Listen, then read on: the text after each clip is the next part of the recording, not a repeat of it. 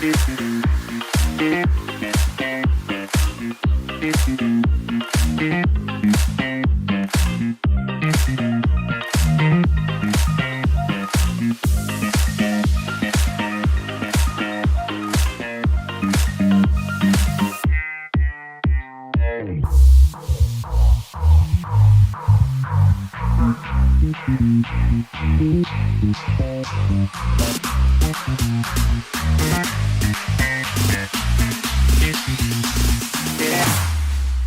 we go now.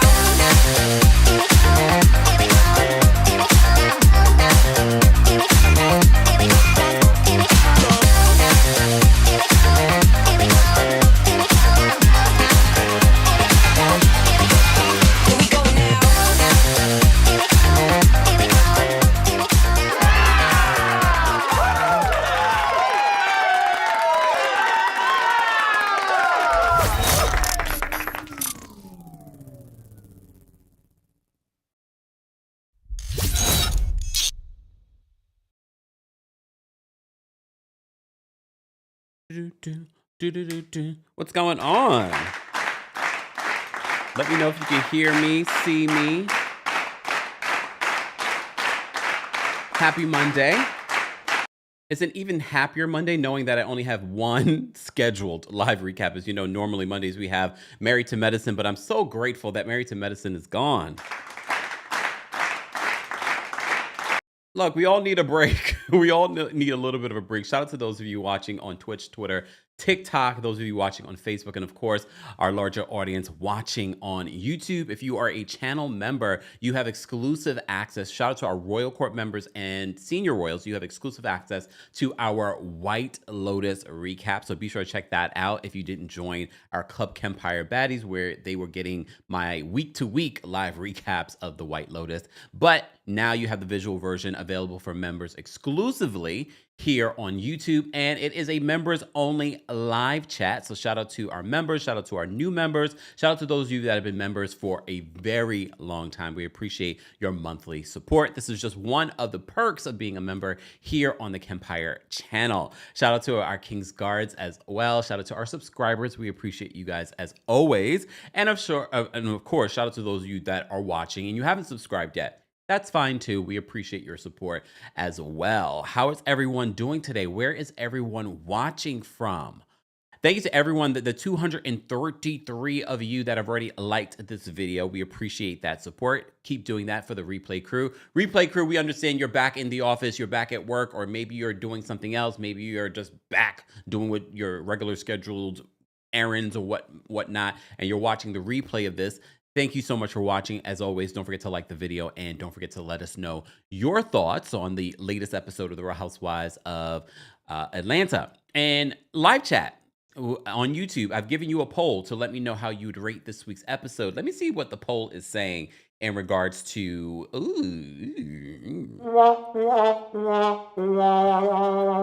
Replay crew, be sure to let me know how you would rate this week's episode of the Real Housewives of Atlanta from 1 to 10.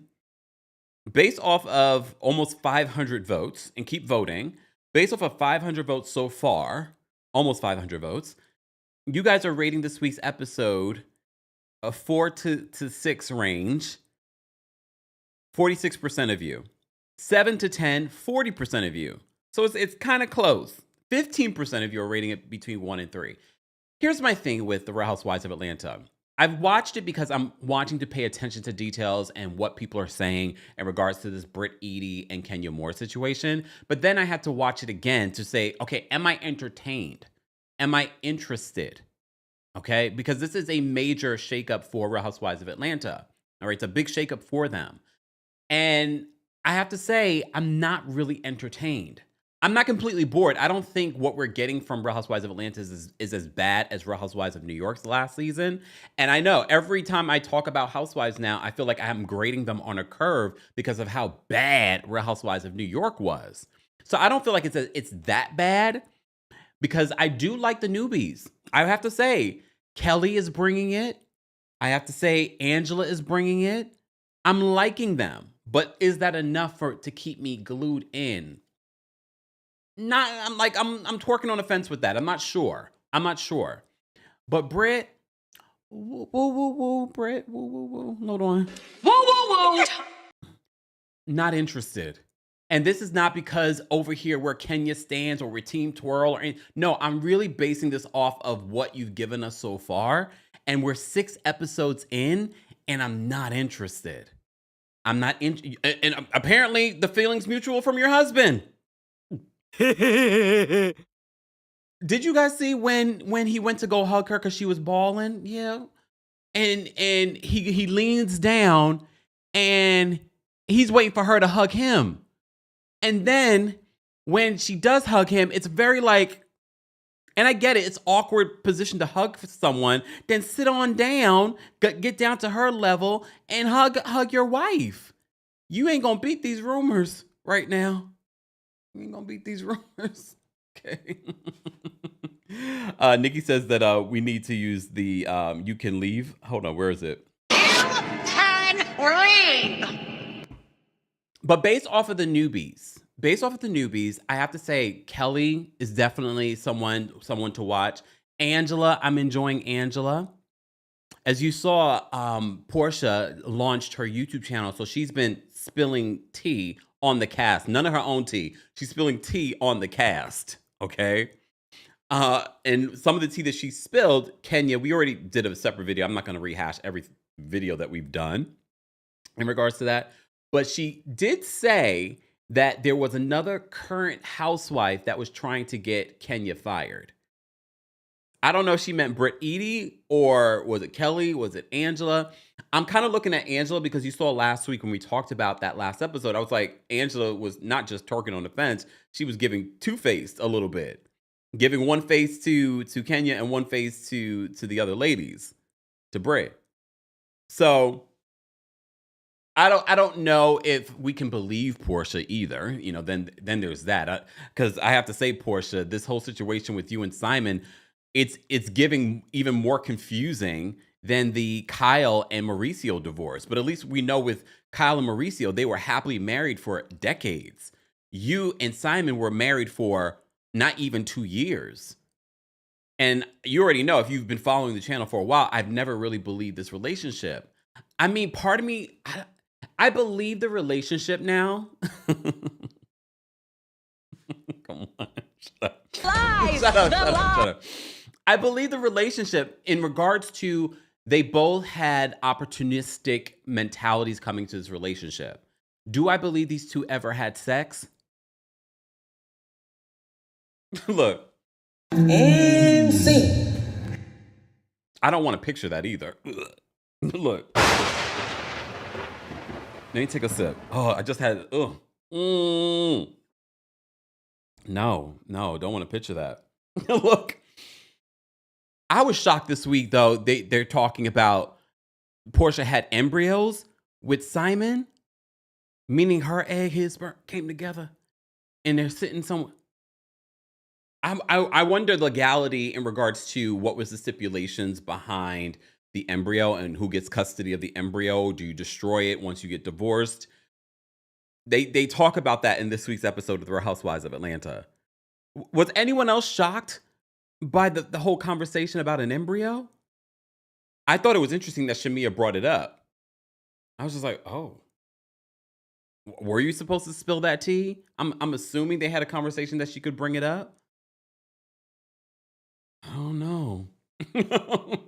So that was one of the things, one of the many things that Porsha spilled on her YouTube channel this week. Speaking of spilling, Kenya is supposed to be doing her confessionals tomorrow on her YouTube channel. All these reality TV stars are coming to YouTube. Let's see how long they last. We're still waiting on episode 2 of the Nene Leakes show. Don't hold your breath. Okay. Don't hold your breath. That's the thing, Nene. That's the part I don't understand. That has been one of our biggest criticisms of Nene, is her lack of consistency when she comes to YouTube. And I said if she was consistent, she really would grow. But she's not even consistent with that. And look, you only did 1 episode of the Nene Leakes show, and here we are. Here we are. Still waiting. I mean, I'm not waiting because I already know what that's going to be. You'll get another episode in 6 months, okay? All right. All right, so Porsha claims that a current housewife was trying to get Kenya fired. Okay. Porsha had a lot of different claims in this two-part video that she posted on her YouTube channel. All right. I mean, I believe that there's some truth to it. However, I know Kenya came out and slammed Porsha for what Porsha was saying, and that's when Porsha responded to Kenya on social media saying, mentioning the whole underage aspect of Britt Eady's photo. All right. So they talked about that in this week's episode in regards to Britt Eady being in high school. Here's the thing. I think we're still assuming that she was underage because of the high school connotation. But there are people in high school that are 18. I'm just saying, unless you clearly state to me that you were a minor, I'm just going to take it as you're telling me. So it could have been that you were a minor or that you were actually 18 in high school when you did that. I don't want to assume, especially when we're talking about the seriousness of that situation. I need for Britt to say, no, I was a minor. Not just I was in high school, because there's some of y'all got left back. But no, there are some people that are 18 in high school. Okay, you some people celebrate, so I think it's important. Miss Parker says people are 18 and 19 in high school. Yeah, some people got left back. It's okay. All right. Or not even just left back. Sometimes you come back, let's say you immigrated here and you know what I mean? Things happen. So I don't want to assume, because that has some serious legal ramifications. And I have yet to see Britt Eady confirm that she was a minor. Okay. See, Aaliyah says my cousin was 20 in high school. We'll unpack that a little bit later on, Aaliyah. I mean, look, no judgments. Like I said, everyone's case is a little different. Okay. So that is some of what's been playing out. But speaking of this Britt Eady photo, before we even get into the episode, this is why I have Ming Lee on the thumbnail. You're welcome, Ming Lee. Because I think Ming Lee, remember, the rumor on the street was that Ming Lee was supposed to be one of the housewives. You remember that, right? I'm sure we have a video talking about it, okay? Because I remember talking about it, all right? I even remember when Ming Lee ended up following me on Instagram and then unfollowed me. Probably that's when the contract didn't go through. I remember it, Ming Lee, because I was hearing that Ming Lee was going to be on the show, and I went and I looked at her Instagram, just doing some research, and I was like, oh, she's following me? So that for me also said, oh, maybe she is going to be on the show. But then I don't remember how long it was. It wasn't that long after that I went back to her profile. I was like, oh, she unfollowed me. And then word on the street that she was not going to be on the show anymore. But here's the thing. Ming Lee knows a lot of these women, including Candy. And she mixes and mingles with these women. So it makes sense for her to be on the show. But she at the time was not married. Now she's going to be on Basketball Wives. I mean, she's not married to Ty Young either. But now that's her relationship. Is that a relationship just for TV though? I don't know. Ming, I have to say, the way you move so far based off of what we're seeing, it's giving like you're desperate to be on reality television. And it doesn't mean that she doesn't have the businesses or the what people want to see, but there are a lot of people with the businesses and the money and maybe the notoriety to be on reality television. But their big thing is they want to be on reality television. They want to be famous. They want to be known. They want to be talked about. So that's the energy that I'm getting. That's the vibe that I'm getting from Ming Lee. And I've said this before in regards to last week when we were talking about this, when people were saying, I saw that Jessie Woo had spilled tea in regards to Ming Lee was the one that gave Kenya the photo. Ming Lee has denied that. And I thought that was important, especially now if we're talking that Britt allegedly was a minor or underage or in high school in that photo. Okay. So Ming Lee. So there was a little bit of a back and forth. And I know some of you have been hitting me up asking me to talk about this. And I said, I can talk about this. Like I was Real Housewives of Atlanta out by the end of last week. I was like, I don't want to talk about these women anymore. Everything is more interesting off the show than on the show. And that's where I got tired. So Britt and Ming had their little back and forth on social media in regards to these photos because the word on the street was Ming was the one that gave the information to Kenya. Okay. All right. So I have a couple of the screenshots. Shout out to our friends over at RHOA Talk on Twitter. That's where I've garnered. You know what we do over here. We always cite our sources. So Britt to Ming on social said this. Okay, and then we'll get into the recap of the Real Housewives of Atlanta for those that are just joining us. So Britt says, internet didn't tell Kenya anything because where is it all over the internet? That's one of the things that we've said. It's like, well, because everyone kept on saying it's not revenge P. Look, we're not going to debate that anymore. Can we all let that go? Okay, Kenya's not facing any charges in regards to revenge P. She's not being sued in regards to revenge P. So let's just let it go, okay? Let's all let it go because it's all with our pretend law degrees. Let it go. Let's accept Miss Esquire. Okay. She's got a real one. All right. So again, I said this last week. I said, well, if this was so publicly accessible, why don't we see it on social media? Okay. Well, probably because of the whole narrative that it would be not revenge P, but CP. You figure that out. I'm not saying it. Britt says, internet didn't tell Kenya anything because where is it all over the internet? Ming told me herself in a drunken night at an event in Miami for a whole hour. She has saved explicit images of me on her phone, save for a rainy day. Very weird to admit to. She ain't innocent either. Can't help we dated the same people. So apparently they both dated Rick Ross. Okay. Okay.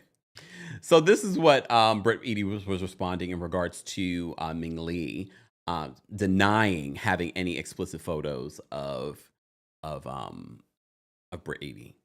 So Ming says this. Oh Lord, I'm about to enlarge this. Lord have mercy. There we go. Okay. So Ming says this. I wasn't drunk. And what I said verbatim was, if I had given those pictures or video to Kenya, it wouldn't have been the ones I have in my phone of you at that party. And you know exactly what I'm talking about. But Ming, why do you have explicit photos of Britt Eady anyway in your phone? Okay, but whatever. Okay. Where was I? She says, so she says, it wouldn't have been the ones I have in my phone of you at the party. And you know exactly what I'm talking about. Those are not on the internet, nor have I ever shared or shown them to anyone. But why are they in your phone? Okay, but fine. Okay. She continues.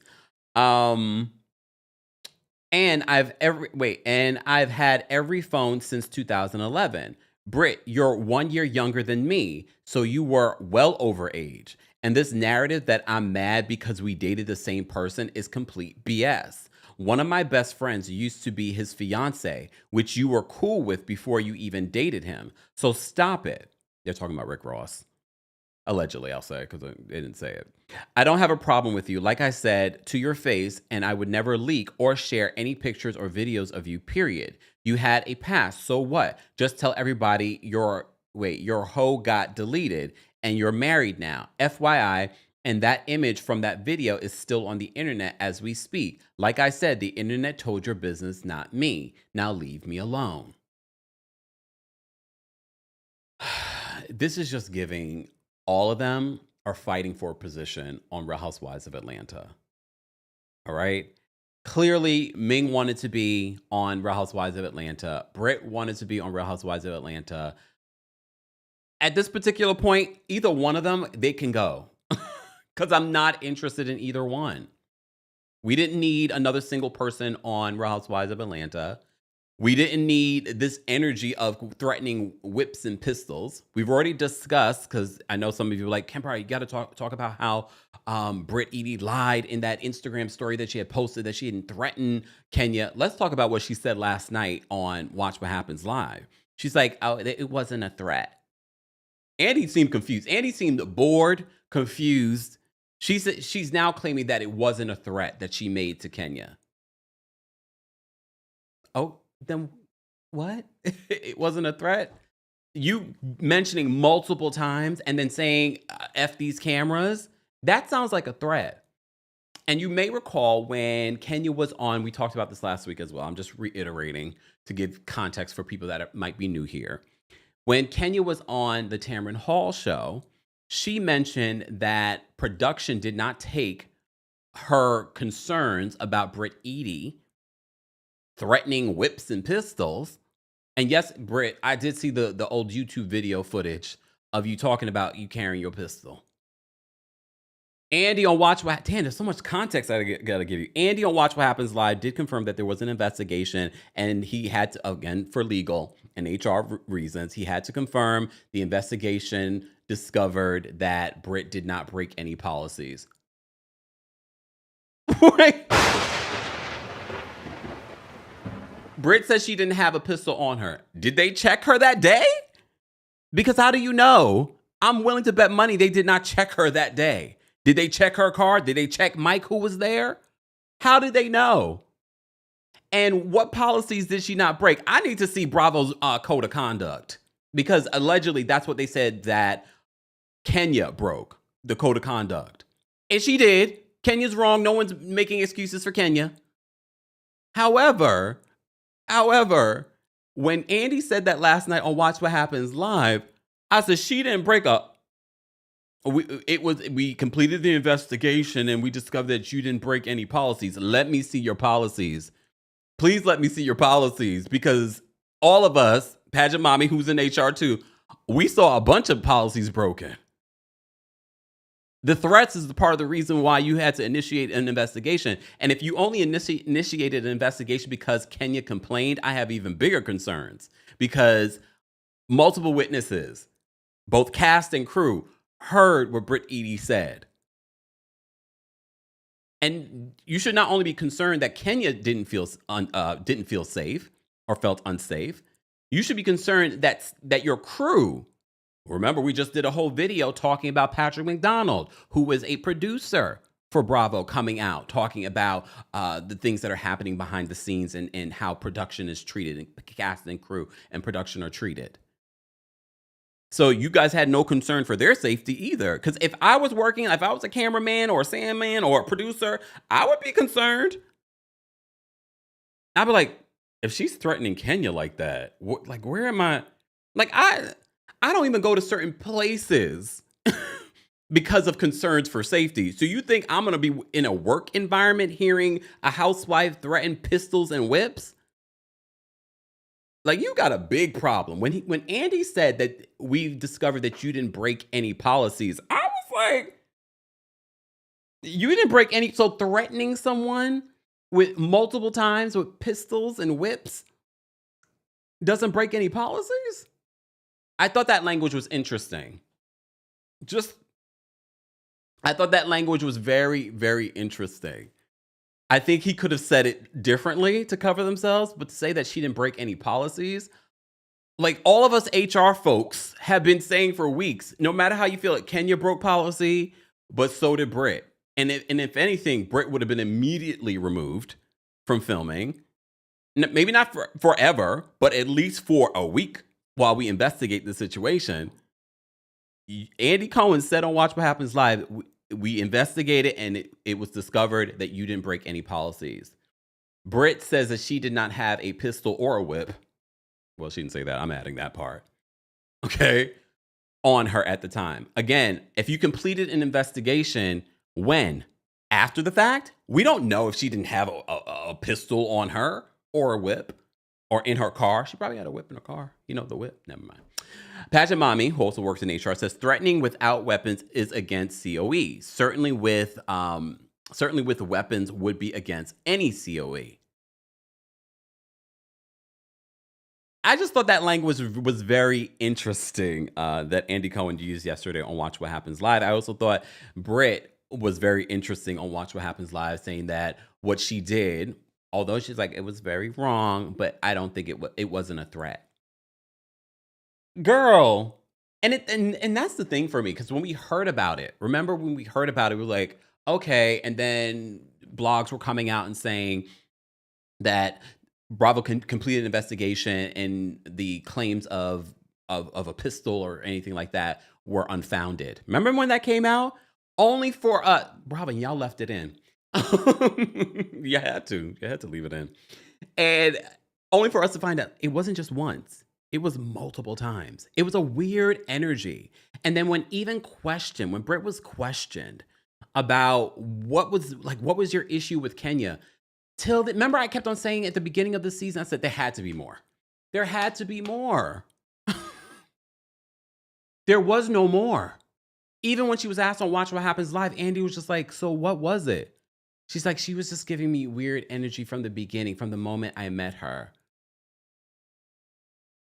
They literally met at Shamia's birthday party. So that band comment has had her triggered ever since then. In every scene since then, she would bring it up. It was weird. It seems as if you wanted to have an issue with Kenya. You just didn't realize that Kenya would take it to hell. Damn.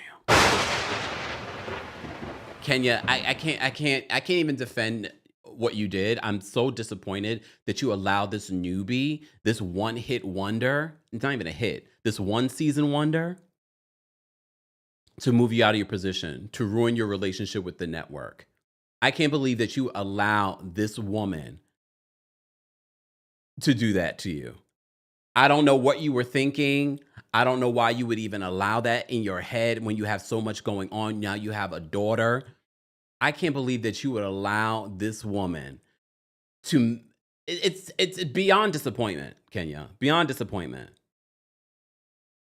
Because this was such an amazing opportunity that you were welcome back for this season with the whole reboot happening. You were coming back, still getting your coin. Probably she was going to be the highest paid on this cast. Oh, no. Sorry, Porsha. Porsha is second highest paid on this cast. Good money. And you let that woman push you out of this position. And I have to agree with the cast's reaction to it at the beginning of this episode, where it's like a salon is supposed to be about making women feel great. And you decide to do this. And we talked about this last week. You could have had potential business partners, potential investors, people that wanted to franchise this business. And you took that away from yourself. You did that to yourself. I don't care. Yes, the way that they handled the whole pistols and situation should have been handled properly. And Kenya said on Tamron Hall that they made her feel like she was a black Karen because they weren't taking it serious. I believe that. I do believe that. But that doesn't mean, Kenya, you take it to hell. What you should have done was take some legal action. What you should have done is not invite her to your hair spa. What you should have done is literally pay her dust the rest of the season. Because understand, you gave her relevance this season. You gave her a storyline. You gave her a reason to be like, for people to feel sorry for her. And look, I do feel sorry for her because nobody needs to be shamed for their past, for something that they did with their partner. No one should be shamed for that. Ever. But if you had paid her dust, she would have been here this season and gone the next. I still think that's going to happen, but I thought it was interesting that she felt like Drew Sidor should be put on pause. Do I disagree with that? Not necessarily. I just find it funny because I can see Drew coming back before I see Britt coming back. Britt's not friends with any of the women currently. She's not friends with any of them. It doesn't make logistical sense to bring Britt back if she doesn't have a relationship with the rest of the women. And she doesn't have a personal storyline. She's not very likable. But we'll get back to that. All right, moving on. Okay, where do I begin in this episode? I talked a lot already. It's already 30 minutes in. But I had to cover some of the stuff that's been playing out on social media when it comes to Real Housewives of Atlanta. Okay? All right. So it says that Britt is so nasty, so rude. I have that soundbite. Hold on. Where is it? So nasty. And that's what happened. So rude. Look. So nasty. And that's what happened. So rude. All right. Oh, I still didn't remove that damn song from my soundboard. Nope, I'm not playing it. Shan says that Kenya fumbled the bag. All right, before we get to the episode, let me say thank you because we did receive a few super chats. Shout out to those of you that have requested me on Cameo.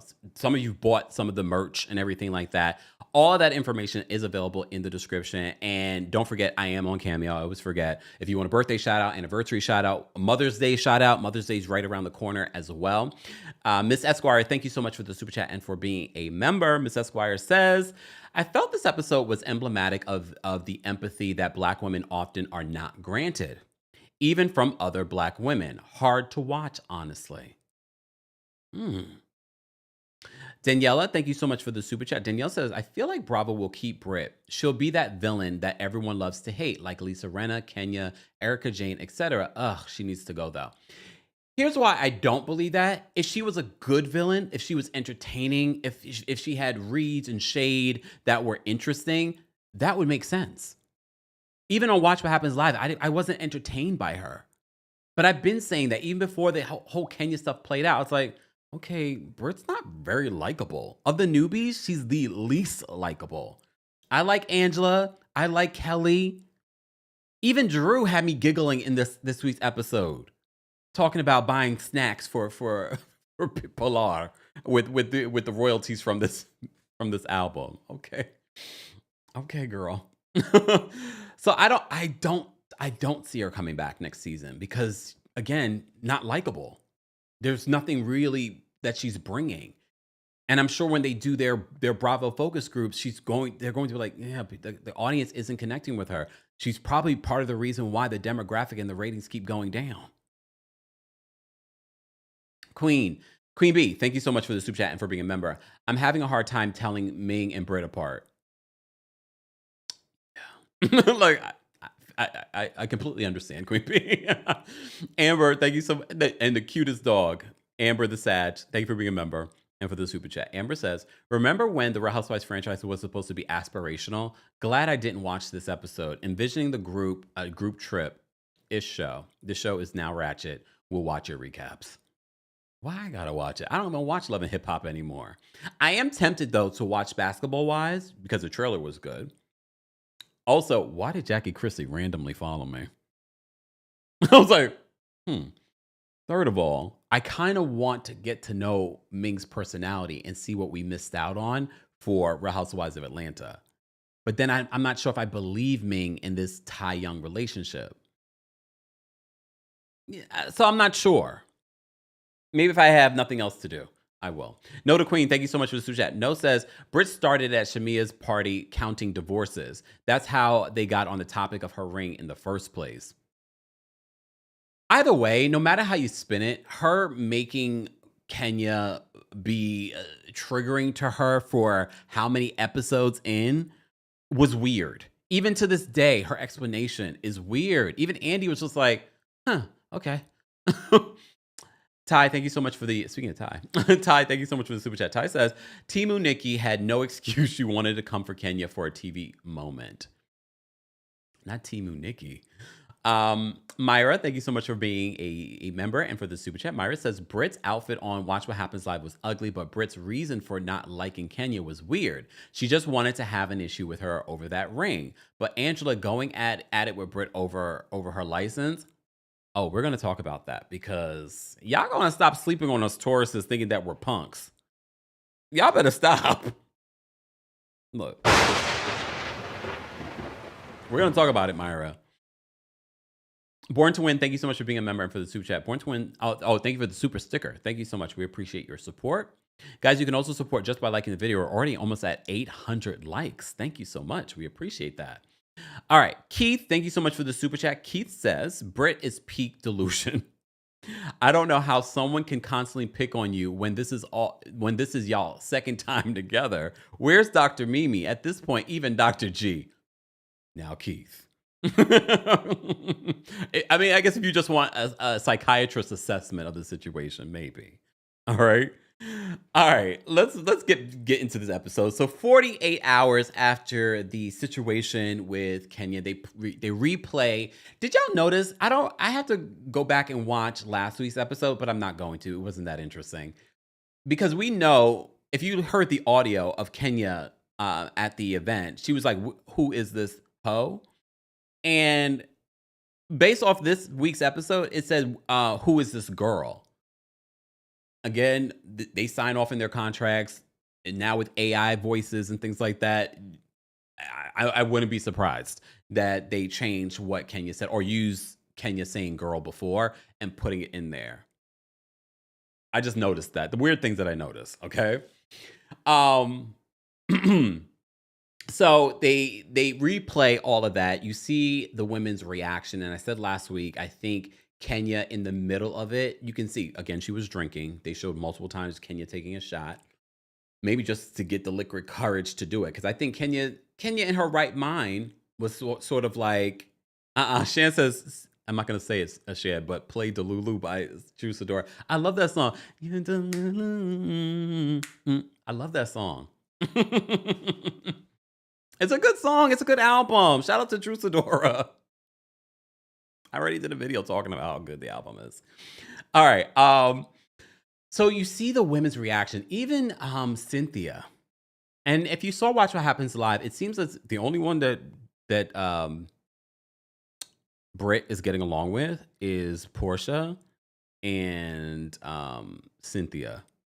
You Team Twirl, leave Cynthia alone. Leave Cynthia alone. Let's see how this plays out. Cynthia wasn't there for what went down between Kenya and Britt. But you could see Cynthia's disappointment in her friend. And she's just like, I know you, and this is not you. You're above this. You're better than this. Okay? And I think Kenya, being stubborn, thinking to herself, I have to double down on this. I can't show weakness here.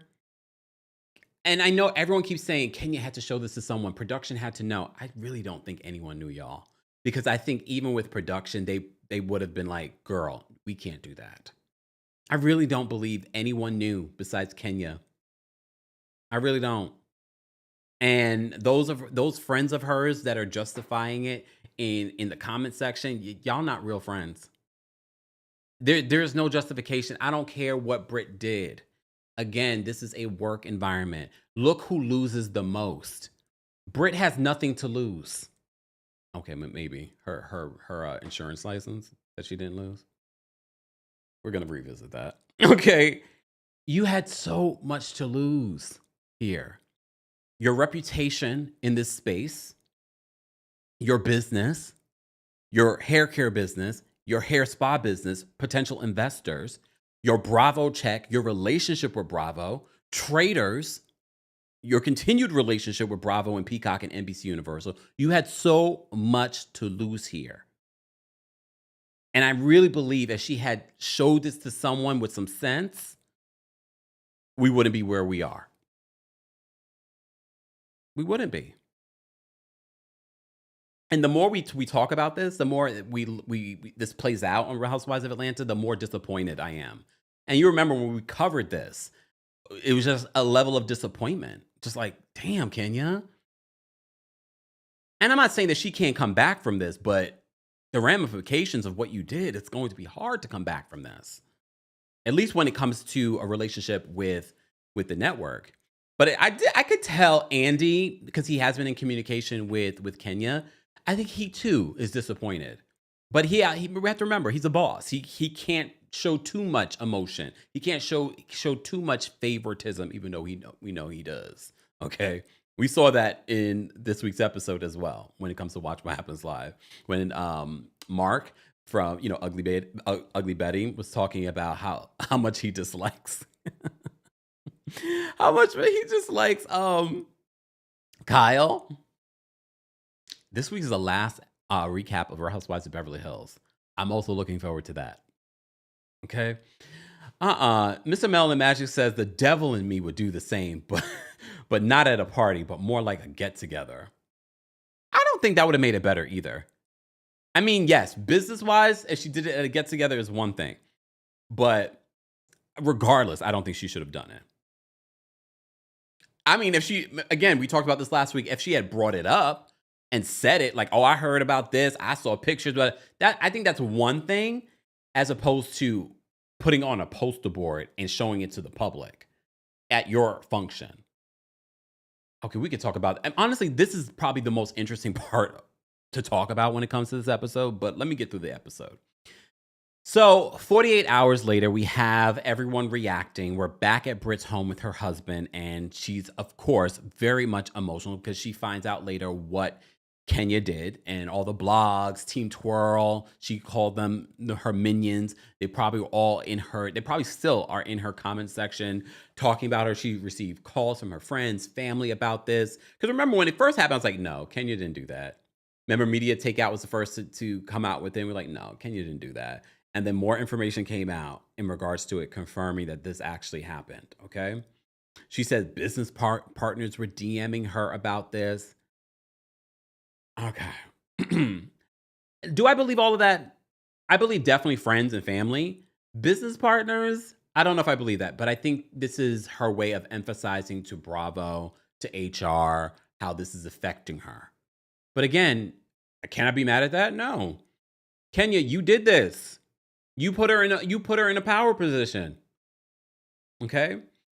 She says that, I spent $250 on flowers for her. Fine. Okay. And she says that this was very calculated. Without a doubt. It was definitely calculated.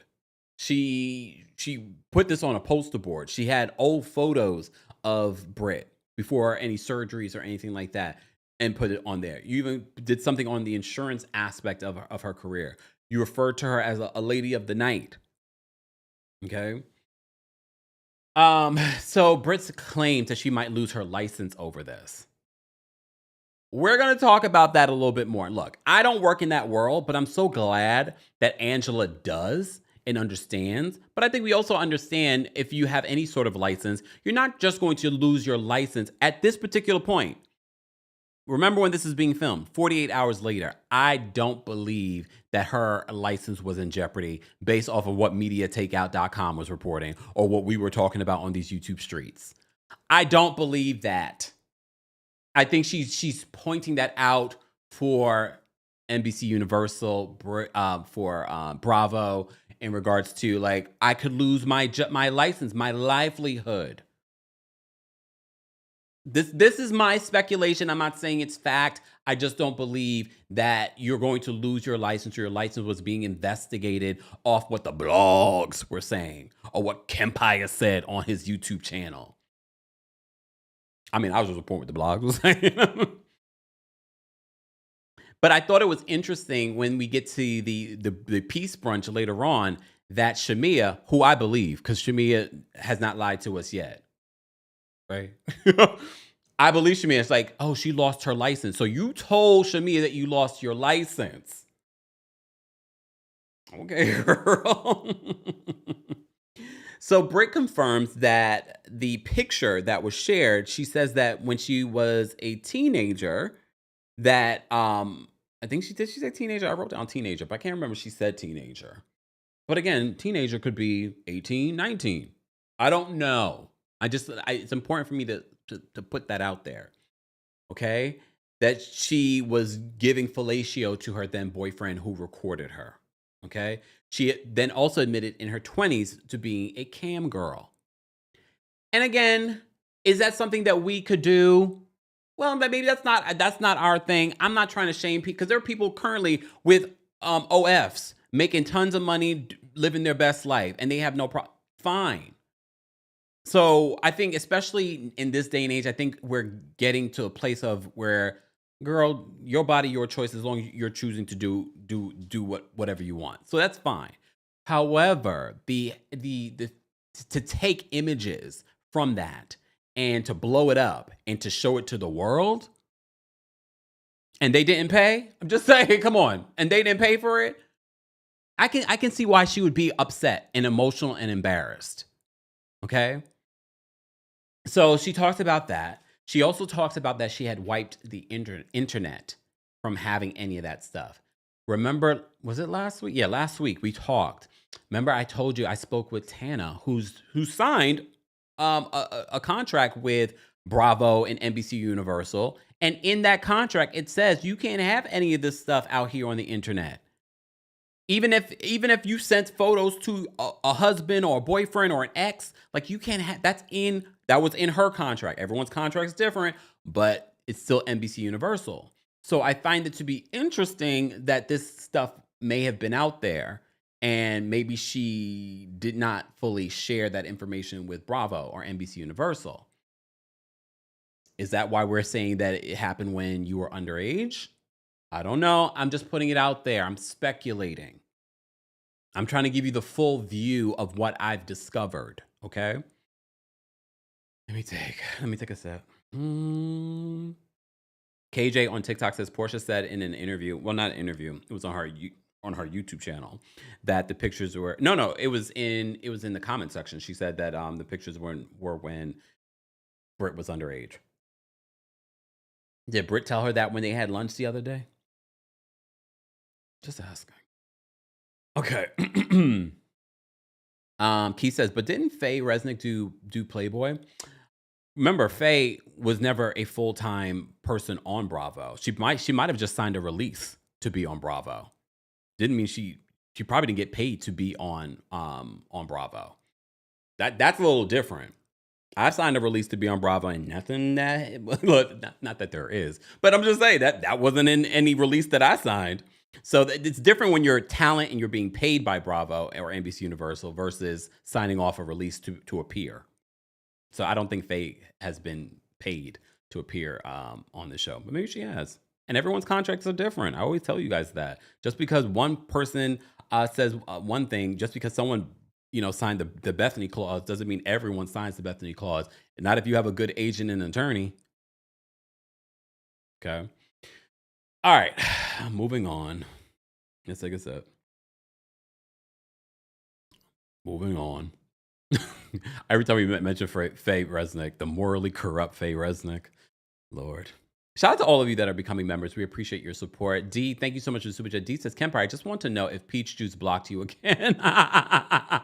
You know what? I meant to check. Let's check live. Okay.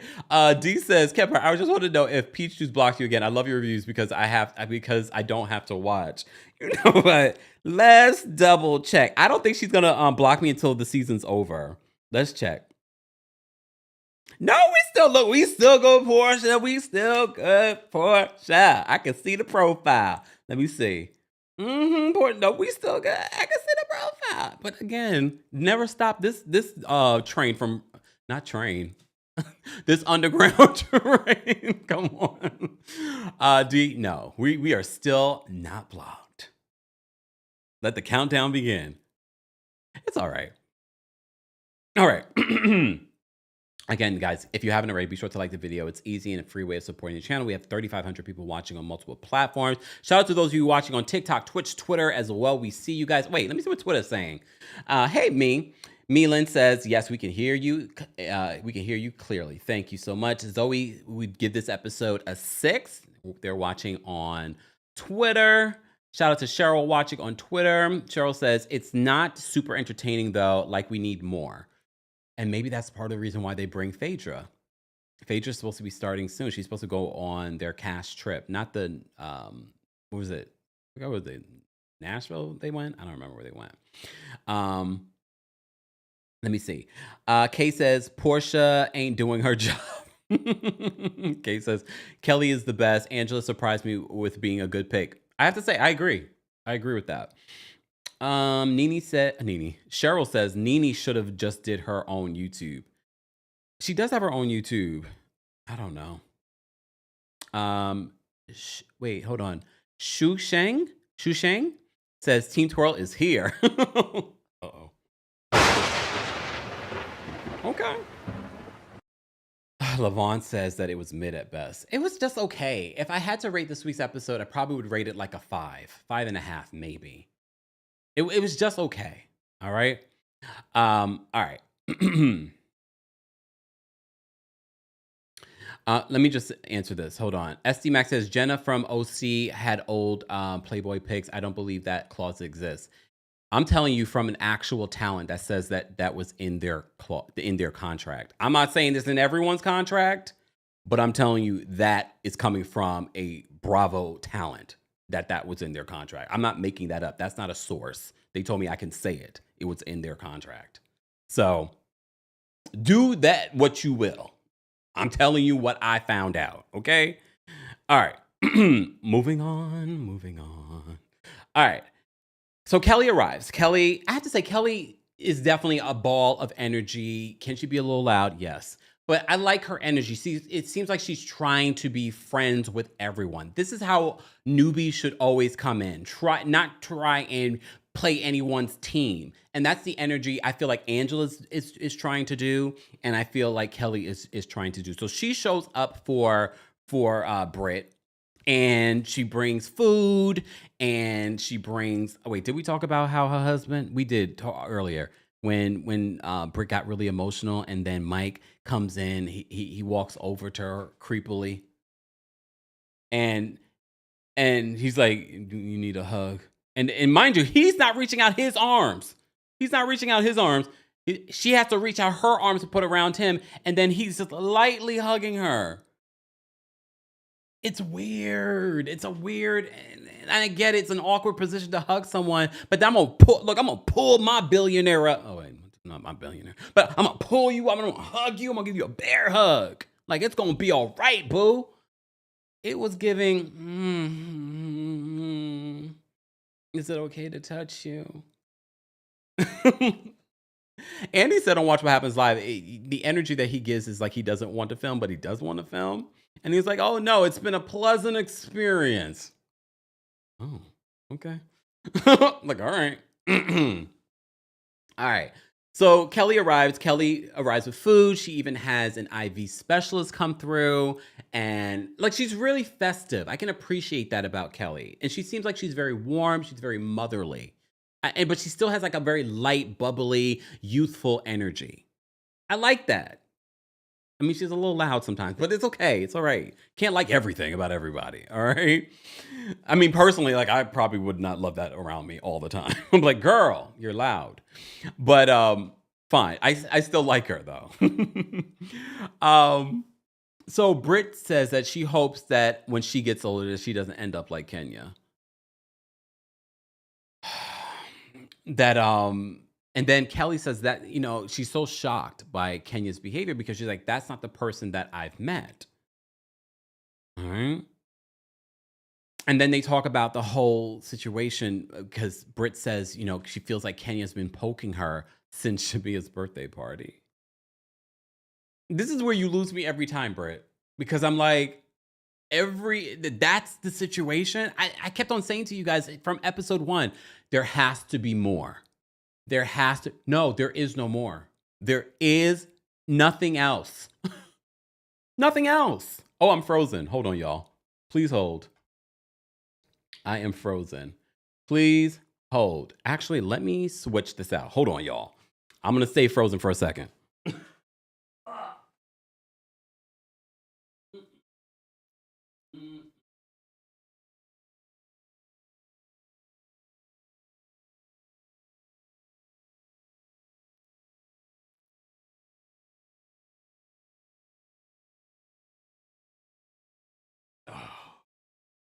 Hold on. Hold on. There we go. Now we can. I figured out how to fix it when I freeze. It's something. Look, there's something in the wire. I might have to get a new wire, but I fixed it. Yes, for me. Yay! I fixed it.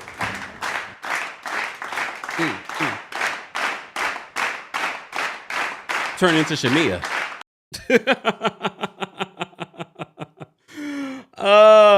Okay. Can you guys see me, hear me now? Just want to make sure. All right. Kimberly says Frozen Kemp is taking me out. I know, I'm so expressive. I can't even help myself. I figured out how to fix it, y'all, without having to end the live. I might have to get a new wire or something. I don't know what that was about. But it's okay. They're not going to stop us from being great here today. Okay. Big Miss Muffin, the fact you said that, okay. Get on with the life now. I wanna get on with the life now. I promise I'm going to get rid of that this week. Okay. Promise. All right. Thank you, Nadia. Nadia says, yes, you're good. Thank you, guys. You guys are helping produce the show. Okay. Let me take a sip. I've been talking a lot. So I can appreciate Kelli coming there for support And she mentions to Britt that she's going to host an event for all the girls. Britt says, I love all the girls. I love all the other girls. Not until you get to this peace brunch, because I'm seeing a different energy towards the women. Okay. Elizabeth says, please don't. No, it's going. The song is going. Okay. All right. Where are my notes? I have to say, some of the scenes, though, with these women, I'm just not that interested, if I'm being honest. All right. Let's move on. So everyone but Britt and Kenya meet at Shamia's house. I have to say, Shamia's house is beautiful. And I love that we like every episode we're getting to see a different room in the house. Let's continue to do that. Like, we're in the backyard, we were downstairs, then we went up to another room. Now we're out on one of the balconies. I'm like, all right, Shamia, I like it. Because I love decor, so I can appreciate that. Okay. So Angela arrives because everyone is making all kinds of comments about Angela and her fan. Angela and her fan. She's always got her little fan with her. And she says that she's not premenopausal. Look, some people run hot. I run hot too, but I don't walk around with a fan. Okay. So, oh wait, I can't even turn this on, but it's fine. So she says, I'm just a hot bee. Okay. But she's not premenopausal. What do you guys? Well, how old is Angela? She might be premenopausal. Ain't nothing wrong with that, Angela. But she also might just run hot. Some people just run hot. And we also have to remember when this is being filmed. This is being filmed in the middle of a Georgia summer. Remember that? Like, this is June, July, maybe. No, June. So, oh no, this was probably like July. No, it was like June, July. They were filming this. So it's also hot in Georgia. Remember, I came and did a showdown in Georgia in July. So I'm like, I kind of get it. Maybe it's a tourist thing. We run hot. All right. Okay. Mama Ellie says those fans are lifesavers during menopause. Okay. Philly John says menopause is a different beast. As someone that has sisters that have gone through it, they probably don't appreciate me telling them that. Sorry. Look, it makes you feel like you're going crazy. That's from what I hear. Just saying. All right. So the women are talking about Kenya and what went down with Kenya. And Porsha says Kenya twirled on down to hell, and Kelli responds like, and I don't think she ever came back up. So they then ask whether or not they could be able to forgive Kenya. So I feel like them reacting, but more than likely, this is during the whole investigation, and it wasn't 100% clear that Kenya wasn't going to start filming with the women again. And Porsha in that moment doesn't say how she truly feels. She waits for the confession to be like, if it was me, I would have been done with Kenya. And she said that moment sort of triggered her. And a lot of you said, did you pay attention to Porsha's facial reaction during that? Yeah, I told you guys, I told you guys that I felt like Porsha's face said to me, and there's the Kenya that I've always known. That's the face that I got from Porsha. Porsha wanted no parts of that. All right. But Porsha says in her confessionals that she would be done. She would be done with Kenya. Kelli agrees. She's like, I don't know if I could move forward with Kenya after something like that. All right. Then sidebar. They talk about Porsha. Porsha says that she would be done. Angela asked Porsha what she meant about Charles. So she does confront, because Porsha on her YouTube channel did mention that there was a lot more. First of all, she mentions that there was a lot more that happened between Kenya and Britt. She says that argument, the way that they edited it, and we always say you're watching an edited show. They said the way that the conversation between Kenya and Britt was a lot longer than what we saw. The back and forth, okay? She also mentions that Angela, went off on her about the whole Charles comment. I believe that. As a fellow tourist, you talking about me and mine, you're going to get the fever. But the way that they edited it seemed very lighthearted. Like Angela didn't say a lot more. Apparently, Angela had a lot more to say. So Angela brings that up at the at this meeting at Shamia's house, and Porsha was just like, "Oh, I was just playing." Do you guys think that Porsha was playing? I don't know. I think Porsha wants to play it off like she was playing, but I think Porsha and these Atlanta streets probably have said what everybody's been saying in regards to their situation. So I think she was not joking. I don't think Porsha was joking. Porsha was joking. I think she wants to play it off like she was joking because she's not willing to say what she's heard. Okay. All right. So Porsha then talks about they go outside and Porsha talks about Simon and PJ asking about Simon. Where's what did she call him, Pop or something like that? Where's Pop? And she's like, oh, he's working. She says that she reaches out to Simon and Simon left her on red. Simon did not respond to her. So she gets really emotional talking with the other women. Shamia, being a real friend, gets up. Shamia had more affection for her best friend than we saw Mike have for Britt. Britt's full on bawling, and Mike is just like, Shamia gets up and she wraps her friend up. Mind you, her friend's a lot bigger than she is. She wraps her friend up and is there for her friend. We're going to talk about you, Shamia. Hold on. Okay. So, she mentions that Pilar asked about Simon. She reaches out to Simon, and Simon doesn't respond. And he has his read receipts on, so she knows that he received it. She said that Simon used to make her feel safe. I'm sorry. I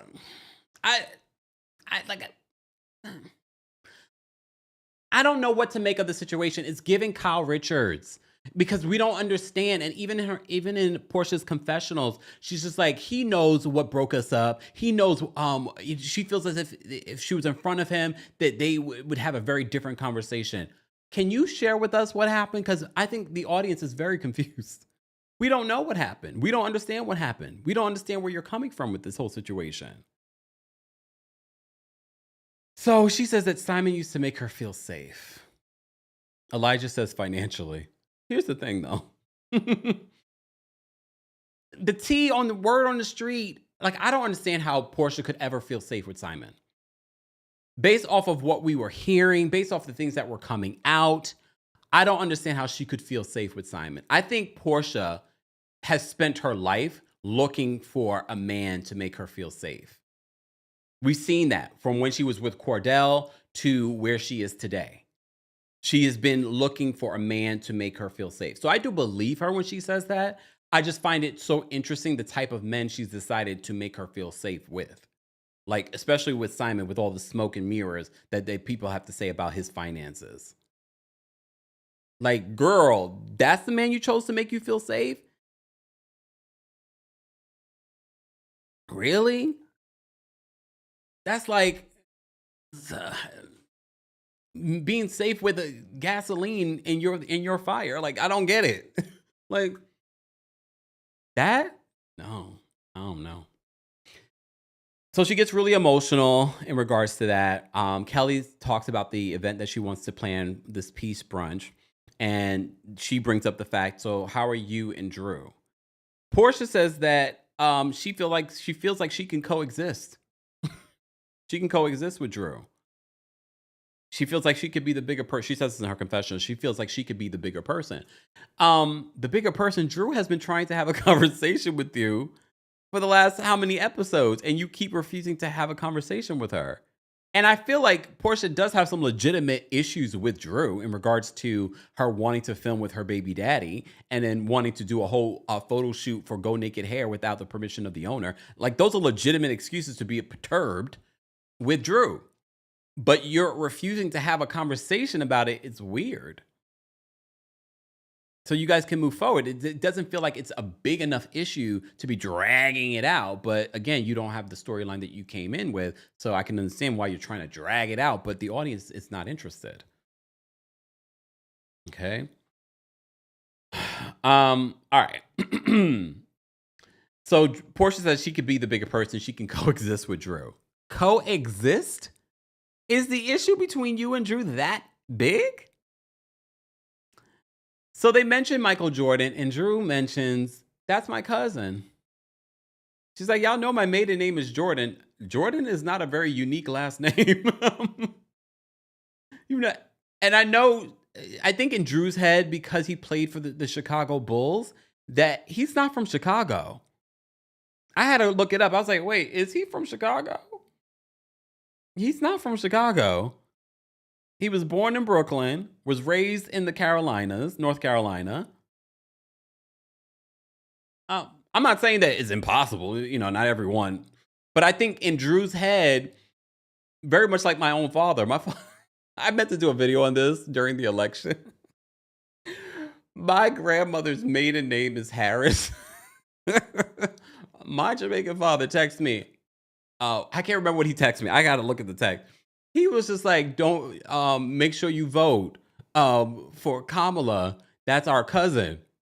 I was like, this is news to me. What are we? We're cousins?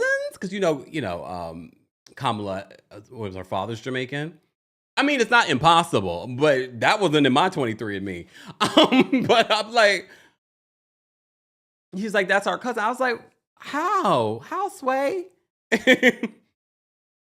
Because I wanted to know. I mean, I was already going to vote for her, but I was like, even more so, like, that's cousin? That's family? That's family, all right. No, he's just like, well, you know what he said? Well, your grandmother's maiden name is Harris. I was like, yeah, a bunch of people got the last name Harris. Don't make us. Like, if it was like my father's last, I'm not giving all of my information, even though y'all can Google it. If it was like my father's last name, then I'd probably like, well, that's a possibility because that's a little bit more unique. But then I was just like, Jamaica says, Kempire, Jamaicans will claim a person. I meant to do a video on this during the election, but then I just forgot. I was just like, okay, we're going to run with that. We're my cousin. All right. Okay, I'm claiming it. So when people ask, yeah, Kempire is related to Kamala Harris. K, look, K too. We got the K's going on. Oh. Tamara says, my aunt tells me Garcella's family, and I'm still trying to figure that out. You know us Caribbean folks. I can't. Pageant Mommy said, that is cute for your father, but Drew, well, yeah, Drew is possibly reaching because even Google can't tell me how that is tied together. Okay, so fine. S. Foster says, yeah, that's Jamaican. Foster, we see each other on that. And I went to high school with someone with the same last name as mine, but I didn't know if there was any familial connection. I used to work in corporate America with a fellow Jamaican with the same last name, and everyone used to say that we were cousins, but we didn't have any direct relatives that we knew of. All right. Elijah says that Drew is related to Michael Jordan, 15 removed. They're going to revisit that. When is Drew going to be on Watch What Happens Live? We're going to definitely revisit the whole Michael Jordan of it all, and she will come up with some sort of scheme. All right. Let's move on from there. So Kelli with her daughter. This was a heartbreaking scene. I feel for Kelli's daughter because you remember Kelli's daughter does the ex-husband is not the father, but he raised Kelli's daughter since she was like 2 years old, and she literally says to her mom, yeah, he doesn't care about me. He hasn't reached out to me. Ain't that something? Mind you, how old is she? She just turned how old? This man raised her the majority of her life and basically just was done with her. But everything that Kelli has told us about this man, he doesn't sound like a great guy at all. He's threatening her in front of a judge. He's not a great guy. Okay, so they talk about this blog post or this news report that comes out about her divorce, about he's giving out statements and things like that. I'm more focused on how Chloe was reacting to basically being disowned by the only father that she's ever really known. And I felt for her. I thought that was really, really sad. But I have to say, she seemed very, but she's a Taurus. we remember she's a Taurus, her daughter Chloe. We had the birthday party. She's a Taurus. So I'm not surprised that she's able to, in her brain, not take that on. or take that personal. But her mom being a Pisces, she's going to, give her, at least check in on her to make sure that she really is okay. But Chloe seems to be very put together. She's sort of like the helps her mother be strong with everything that her mother's going through right now. The situation with Kelli and her ex-husband is really, really interesting and compelling. And when people talk about having a storyline, like she has a very compelling storyline. But I heard that even before the season started, that she had a very compelling storyline. There wasn't a lot being reported about what was going on with her, but I guess there was some report that came out. I kind of remember the article when it came out. It was like one of the very first articles about one of the newbies that came out. So this article comes out, Kelly's reacting to it, and this is when Chloe's like, yeah, he's not checking on me. He's not reaching out for me. But she's like, it is what it is. But I didn't realize that he basically raised her since she was 2 years old. Come on. That was I felt for Chloe. Kelly, keep checking on Chloe, because us Tauruses, we're not going to tell you how we feel. Keep checking in on her, even if she pushes you away. Like, I'm fine, Mom. Keep loving on her. Look, keep loving on her. We need it. Okay. All right. Guys, if you're just joining us, we're talking about the latest episode of The Real Housewives of Atlanta. If you're part of the replay crew, be sure to let us know your thoughts and opinions on this week's episode and how you would rate this week's episode. We have 1,234 likes. I love it. 1, 2, 3, 4. But we have almost 4,000 of you watching on YouTube and Facebook. So be sure to like the video. It's easy and it's free. So we had that scene with Kelly and her daughter, Chloe. She also talks about being scared to get married because she doesn't want to end up like her mom. That's real. And I think I like the fact that she articulated that to her mom, so her mom can actually talk her through something like that. Because I think a lot of times we see how our parents have dealt with their relationships, or we see these examples and we have these fears, but we don't articulate those fears in regards to it, in regards to relationship. I have to say, I don't have those fears. But anyway, but again, when you're in a relationship, you never know what might get triggered, right? So she also talks about that. Drew, speaking of relationships and divorce, Drew at home with her kids. Her daughter doesn't want to get her hair done. Could be trying to stall time because she knows this is the 3rd or 5th week where Drew has to leave the house completely. And Ralph is able to come up from the basement and live amongst the living upstairs. Okay. Drew's sister Allison was there with her as well. I'm glad that Drew still has her sister, because remember Drew's sister used to manage her as well. So I feel like Drew's sister is representative, like the mother figure. Where's her mom? Is her mom back in Chicago? We haven't seen her mom at all this season, and we used to see her mom quite often. But her sister's there. Her sister is there to support her. So Ralph randomly comes up, and so she's a little shocked. Because remember the other thing that Porsha said on her YouTube channel. You're welcome, Porsha. She said on her YouTube channel, she says she feels as if this whole storyline between Ralph, Drew, and Dennis is all made up. Like they all concocted this storyline together. I wouldn't be surprised, because I get that same energy from Dennis and Ralph. Like they're clout chasers. But at this particular point, all these folks that are coming on these shows have ulterior motives. Like they're not just trying to be, they're here to gain some sort of notoriety or fame or whatever it may be. Okay. So Ralph surprises Drew when he comes up. Surprises. Okay. So she's a little shocked by him coming up, because she's just like, I'm about to leave, but she says that he never comes up like that until he knows that she's filming and he wants to be on camera. And then he has his confessional with his sprayed on hair. The suit's nice. The sprayed on hair. Like, Ralph, what are you doing? He's such a weirdo. Ralph is such a weirdo. I don't get him. I don't understand him. I don't care to understand him. I don't know. He must be working for the court to say he has to pay all the bills. He must be working. And the fact that he makes more money than Drew. Remember, Drew has not only this show, she's been in multiple movies the last couple of years. So she's been bringing in income. So I found it, maybe he has more steady income. I don't know. We still don't know what he does for a living. I mean, we kind of do, but okay, Tommy. So he comes up because he's never seen a camera he doesn't like. So he comes up to have an appearance. She pulls him to the side while the kids go off and play, and says that the exterminator, she needs him to schedule the exterminator and pay for it. And she says, according to the courts, that's your responsibility. And he's just like, you can't pay for it. Mind you, he was like, no, that's not true.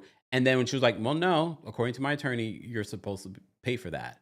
And then he was like, what, you can't pay for that? He didn't say it like that, but that's basically what he's saying. So for me, it's sort of like, okay, Ralph, so either you're lying and you knew you had to pay for this and you just want her to pay for something. And she's like, at least that just takes something off of my plate. He's like, what's on your plate? You don't pay any of the bills here.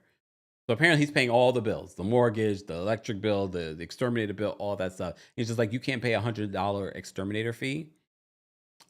Again, she shouldn't have to pay for it if the courts say that you're supposed to. So I don't blame her. Like, no, you pay for it. You pay for it. So she gets frustrated with him and she disengages in the conversation and she ends up leaving. And she has an emotional moment in the car. She's just like, he's always triggering her, gaslighting her. And all of that can be true. I just don't know if I believe Drew's story 100%. And it's not because of what Porsha said on her YouTube channel. Because I kind of heard stuff before they even started filming about Drew and Ralph's relationship that make me kind of go, is this real? Is it real? Or is this just a storyline? I don't know. We'll see. Look, we'll see when they finally get a divorce. We shall see. Because even with Drew lying, Drew's lying, and word on the street, and I've heard this from sources, that even production doesn't believe Drew's lies. Just saying. Even production doesn't believe Drew's lies. I don't know why they decided to bring her back. Maybe they just wanted to kind of keep a connection to last season and they wanted to continue to follow this story and give resolution to this story. I don't know. But yeah, that's the word on the street. Even production don't believe her lies. All right, Queen Bee, thank you so much for the super chat. Queen Bee says, even if Britt was 18 or 19, Kenya put herself in a bad position. The teen just makes it icky, but Britt can also claim she was underage for revenge. Yeah, agreed. Agreed. Keith, thank you so much for the super chat. Keith says, something about this season seems really off. We're on episode 6, but I feel like we're on episode 2. And Kemp, you're hot flashing. Question mark? No, I just said, well, no. I have hot flashed before, but not because I'm going through anything. But I'm telling you, like, ever since I was like in my 20s, I haven't had it in a long time. But I felt like I would have like little rushes of heat. So I was sort of like, I don't see it being a big deal. But I do think that Angela's premenopausal, but it's fine. It's all right, Angela. Shan, thank you so much for that. Shan says, Porsha has some nerve. The way she beat up people in alleyways. Girl, please, for real. RC, thank you so much for the super chat. RC says, it was very clear what broke them up. When the feds put everything in the news about all the allegations, Porsha filed the very next day. Even though she said, according to sources, that it had nothing to do with that. But remember, a lot of this information was already out there in these streets. Miss Shay, thank you so much for the super chat. Miss Shay says she has daddy issues. Remember, her and Lauren talked about it a few years back. I mean, that's very clear in regards to Porsha. Toya, thank you so much for the super chat. Toya says, I feel like both Drew and Ralph trigger each other. Drew was petty for bringing up that exterminator bill. Was it petty? I don't know. I don't know if I would consider that petty, because if the court says that you're supposed to pay something, pay it. I mean, she could have paid it too, and just, but then again, like, if you start going against what you're supposed to be doing in this court order, it's a bad precedent to set. So it's better for her to be like, no, again, because we have to think about why he's paying all the bills. She's probably claiming he makes more money than I do. So I can't start paying this bill because he could bring it up. Well, she's able to pay this bill. Why can't she pay this other bill? So I can see legally why she wouldn't want to do that. Fine. T says they both try to one up each other. Yeah. All right. Let's move on because I'm already tired of talking about Real Housewives of Atlanta. And it's like an hour and 20 minutes in. All right, let's get to Shamia in the studio with Angela and Drew. So Shamia, as she's mentioned, is working on music with RL. She's very good friends with RL's wife. Haven't RL and his wife been considered for Real Housewives of Atlanta? There's so many people in Atlanta that's been considered for the show. I can't keep up with everyone. So she's been friends with them for a very long time. So they're in the studio working on new music. RL has written songs for other people before. Outside of him also being a musician and an artist, he's also written songs for people before. And as you know, Shamia has this new song out. So they're talking about that, but she's also recording other songs with him. So they played another song during this scene. So Angela, I have to say, I like the fact that Angela and Shamia have been able to move on. They're both Taurus women, so I could definitely see them getting along. And Angela says, I want to apologize. I saw your frustration with Porsha and Porsha's reaction, acting as if she doesn't know who was singing. And Shamia says that Porsha claimed that she really didn't know that it was Shamia on the song. She says that a lot of times she prioritizes Porsha's feelings over hers. Okay? And if you follow me on Twitter or Blue Sky, I said this on those platforms that now it makes sense to me why Shamia is just getting her peach. Why Shamia has been in two groups and she's never had like her big moment in music. Because she talks about not only does she do this with Porsha about downplaying herself and prioritizing and being a people pleaser for other people. For me, I was like, oh, so that's why you just got your peach. That's why you never really had a huge career in music as a solo artist. And it's because she is downplaying her own greatness. And it's clear that Shamia can sing. Shamia is a great friend. Shamia is fun. A lot of people are seeing that. But I said this on Twitter. I said, Shamia will never, ever have that moment of, yes, this is my moment, if she continues to be this people pleaser, if she continues to downplay herself, because she's spent years, she's what, 40 something years old or 40 years old, and she's been doing this for how long? She's got to get out of that habit. She's got to really own her own greatness, because she definitely has a great voice. I'm getting a little tired though of two singers on this cast, and we're promoting music and we're in the studio and we're talking about.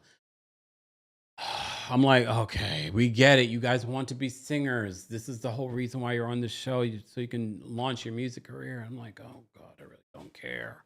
I'm just like, but Shamia does have a lot more other stuff going on. But I'm just like, okay. So she talks about that. She admits that she does that, but she was frustrated with Porsha and Porsha acting like she. Because my thing is, why would you act like that was Drew? And even Drew was like, I don't know why she would think that y'all don't sound alike. Or even if you did, why would you play Drew's song? Unless you wrote it, but you didn't. Okay, it was you. And the fact that Porsha did that was weird. So they talk about that, but here's the thing, Shamia. I don't understand why you had to take those shady digs. I know people are like, oh, it's Housewives. But it was like weird. Like you and Drew are not in a bad place. So to take, she's like, she starts singing her song, oh God, during her confessional. And the way they edited it, it was like she sang the entire song. So they had to edit it down. I was like, okay. And then she's like, I don't know why people think that's Drew. Drew can't hit those notes.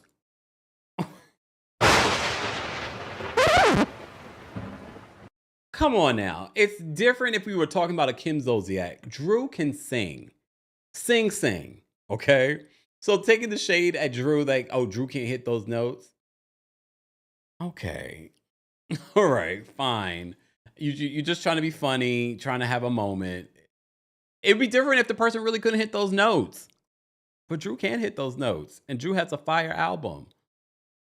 And now we're going to have to compare your album when you put yours out. We're going to be like, can she hit those? No. Shamia can sing. Clearly can sing. She sing way better than Porsha. That's probably why Porsha hates her so much. Y'all saw that video of them singing in the car. Drew and not Drew, Shamia and Porsha. And Portia's, doing the leads, and Shamia downplaying herself again, is doing the ad libs in the backgrounds. And Portia's just sounding real horrible.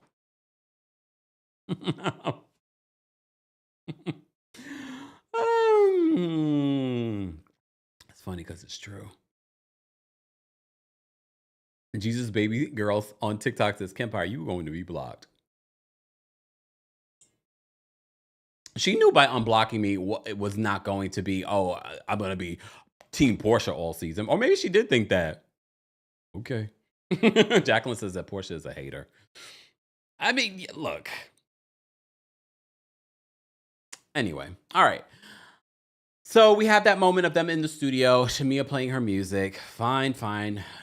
Fantastic. I will listen to it because Shamia can sing. When it comes out, I will listen to it. She mentions that she was in a band with Carrie Hilson. All right. I'm actually looking forward to Carrie Hilson's project. She played a couple of songs on social media, and then I had to go back and listen to her In a Perfect World debut album. And I was like, this album really has no skips. Shout out to Carrie Hilson. Carrie Hilson is that girl. Can write her song, can sing. She's got some hits. All right. So I'm looking forward to that project coming out. All right. So Britt at home with her mother. So her mother has been very supportive with all this stuff. She said surprisingly supportive. I don't know why she'd be surprised, but again, their family dynamic is interesting. So she said her mom has been surprisingly supportive since the Kenya incident. So they talk about it. She says that even her sister, who she's been estranged from, has reached out and says that she has her back. So she feels good that her family is supporting her during this time. So Britt gets really emotional talking about what happened with Kenya. Her mom's like, you know how women can be. They can be catty. Da da da. I don't remember if she used those words, but that's what she was insinuating. And then she says she's crying. She's like, I've been dealing with this my entire life. So she says that people have been hating on her entire life. Britt, I think you're trying to say like people hate on you because you're a beautiful girl, a beautiful woman. Girl, they might be hating on you for something else. I just can't imagine this is not the first time she said this. I don't think people are hating on you, Britt, just because you're a good looking person. Okay? I don't, it might be other things, because especially when we get to the Peace Brunch and the way you react to Angela, they might be hating on you because of your personality. Dare I say, they're hating on you because of your personality. All right. Exactly. And Angel says, justice for Carrie. Glad she got vindicated. Yeah, we talked about that this week, guys. Be sure to check that out. Good girl says, spare us, Britt. Remember, though, this is not the first time she said that. People have hated on me my entire life. Girls do this, that. I'm like, girl, I don't think they're doing that because you're pretty. Okay? It's so interesting, though, to watch Britt this week versus the Britt we saw when it was first announced that she was going to be on the show, and this energy that she was giving in like these little video clips that she was posting. And I was just like, and for me, I was like, oh, this is going to be an interesting one to watch. And again, we're watching an edited show, and maybe she is far more interesting than the edit is giving her. But the energy that we saw of Britt on social media versus what we're getting on the show is so different. And not in a good way. Gigi says, it's Britt. Hi, she's the problem. It's Britt. Wait, where's my soundbite for that? Hold on. I haven't played that in a hot second. It's me. Hi, I'm the problem. It's me. Britt, you might be the problem, girl. You're the common denominator. You are the common denominator in this group. You're not getting along with the majority of the women on this cast. So Britt mom says that Kenya was Miss USA and she's supposed to be motivating young girls. I can't even argue with her mom. Like, Kenya, you have a history of being in positions to know better. And look, some people have said, well, Kenya has shown that she isn't a girl's girl throughout the years. And you're all right. However, this really was just too far. Too far. Like, to the point where like you can't come back. And some people might say because they didn't check it before, it was inevitable that Kenya would get to this place. Honestly, I didn't see this happening. I felt like we had reached an arc with Kenya, especially when it comes to her being a mom. She got married, got divorced. I felt like we were getting away from the Kenya villain narrative and into a different Kenya, especially in like her last season. It was very different. And she was happy about that. So, I don't know. Again, she did it herself. She did it to herself. Can't be mad at anyone but yourself when it comes to this. So we had that scene with Britt and her mom. She was very upset and emotional, understandably, because no one would want to be exposed in that way at a public event. All right. Porsha and Shamia hang out. They go miniature golfing. Okay. So Shamia says she's not going to bring up her frustrations or her issues with Porsha because she's like, Portia's going through a lot right now. Here she goes people pleasing again. Okay. So she says that she's not going to bring it up. All right. They end up talking about, getting, because Portia's just like, now that I'm 40 and I'm getting up and things are hurting. Like, I understand Porsha. And then they talk about Angela and her fan who's like, oh, at least we don't have that. And then they were talking about how Kelli calls Angela Netta because of how she says Charles. Now I can't unsee it. If you Google Netta and Charles, and then you will understand why Kelly is calling Angela Netta. Okay. So I thought that was hilarious. All right. Wait, rewind time. Let me go back to the studio with Shamia and Drew. Because I thought this was funny with Drew. Because Drew was like, the way that this whole the royalties are set up from this project, it's going to be real good for Pilar, PJ.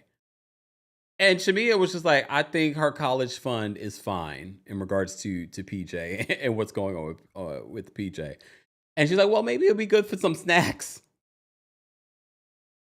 Okay. This is why with Drew, sometimes I'm like, these moments are funny with Drew. Like, she understands the assignment for certain things. Because there's this level of delusion and foolery with Drew that can be funny. Okay. Because when she says the way that these royalties are set up, girl, they're royalties in music, but you have to have a smash hit for that to set Pilar up for her college fund. And I love your project, Drew, but the royalties from this might be decent. I'm not gonna say they're not gonna be bad, but okay. Music doesn't make money like that anymore, unless you have like a massive hit. And right now, Drew,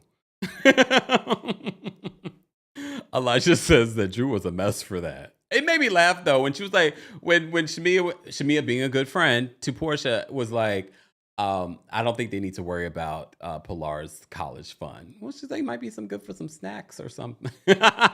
Literally, that's what it will be good for. Snacks. Okay. I thought it was funny though. Even my second time watching it, I was like, that was funny. Elijah says, not Netta and Charles getting mentioned on RHOA. Don't tell them. Please don't tell them. Because you already know they're delusional in regards to how famous they are. But I'm sure they already know because somebody already told them, y'all were mentioned on Real Housewives of Atlanta. Now they're gonna pretend like they're arriving somewhere and hit play on the the crowd applause. Let's give it to them. Come on. Give it to them. Woo! Netta and Charles. Okay.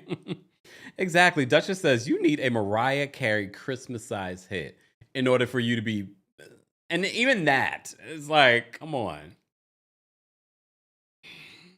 Okay. Ariana says messy, but very fun. It was funny. It was definitely messy. But I can appreciate Shamia being there for her friend. So Shamia being there for Porsha, they're hanging out. She said it's been a while since they've been able to hang out just one-on-one. So they talk about Angela and her fan and her being Netta. Then Shamia asked Porsha about what's going on with Drew and Dennis. And Porsha says that Dennis says that he won't film with her. And then they show 8 days later that he ends up filming with Drew at the studio. And Dennis claims that Drew wanted him to film, but he didn't. All right. Dennis, though, in the conversation with Porsha, he says to her he wants her to say that she doesn't want him filming with Drew. It's like, I think for Dennis, if Porsha wanted him back, I think they would be back together. I think he's waiting on Porsha. I wouldn't be surprised if they, every once in a while. There's still a little bit of a flirtation between Dennis and Porsha. Do you want to see Dennis and Porsha get back together? No. I don't want to see them get back together because I feel like Dennis is a fool.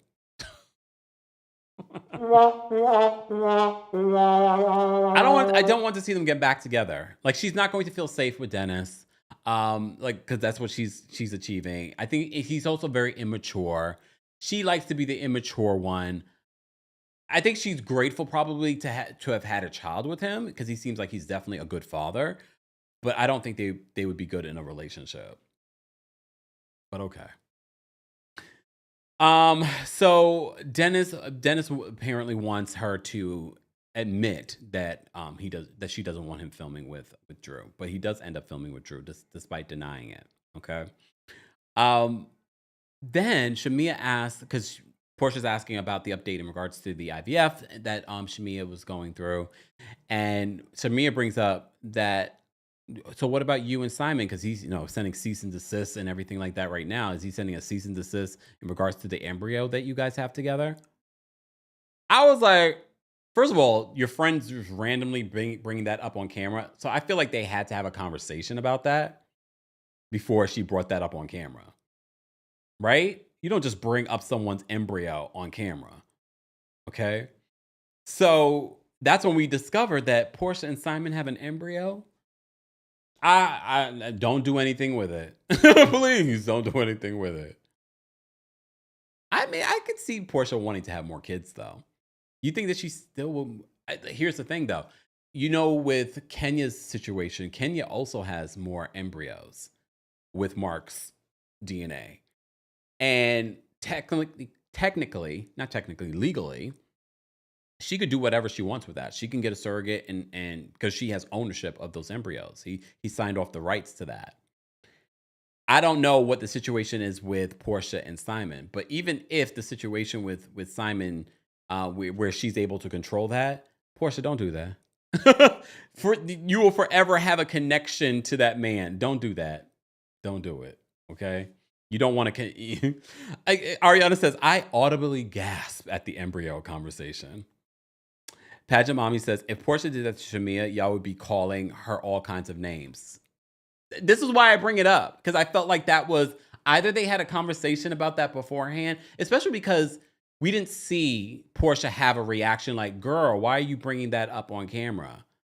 It seemed like she was okay with it. But I do feel like, are we supposed to be bringing up your embryo on camera? But okay. All right, before we move on, before we get to the peace brunch,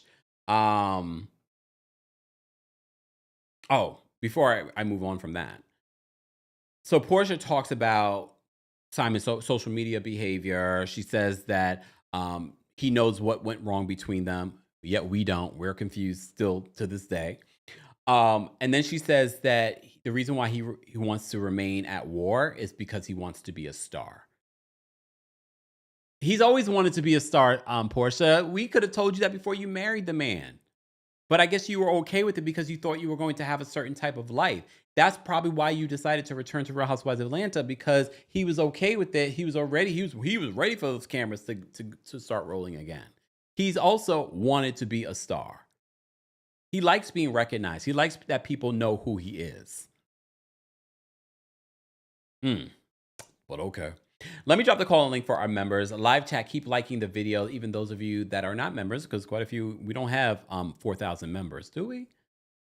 No, we got close. But I know the people that are watching aren't all members because the live chat, it's not going, okay? But shout out to all our members. Become a member today at TheKempire.com/join. I am going to drop the call in link for our members on the community tab. And don't forget, guys, we will be recapping the Real Housewives of Atlanta on Wednesday afternoon, so stay tuned for that. Okay. And don't forget, you can also hear an audio version of our live recaps on the Kempire podcast. All right, so subscribe today to that. Let me just drop this here.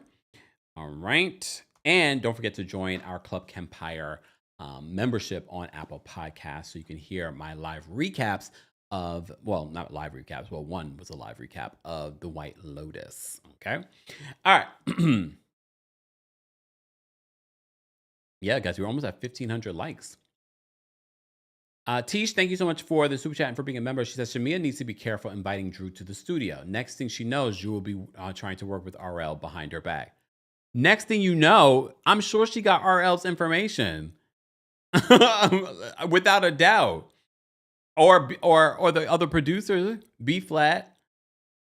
SB, thank you so much for the super chat. SB said, or she probably hit them up on social media. SB says, Ming Lee, Drew, Tai Young, thoughts.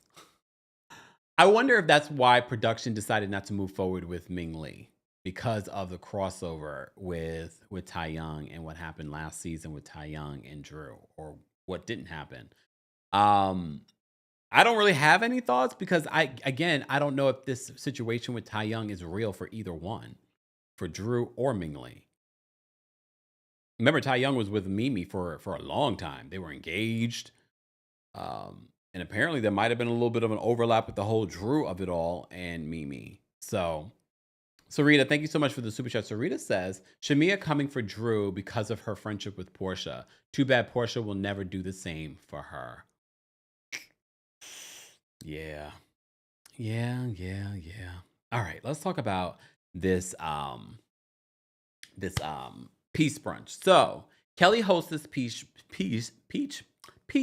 brunch, and I look, they were outside again. Remember, this is in the summer in Georgia, but they seemed to be okay. They didn't seem like they were like sweating. The only one that was sweating was Angela. So she hosts this peace brunch. Porsha calls and says, I'm not gonna be able to make it. Portia's voice was giving, I'm faking it. Like, I'm calling in to the job and I won't be coming into work. That's what it was giving. Again, she does have a young daughter that's in school.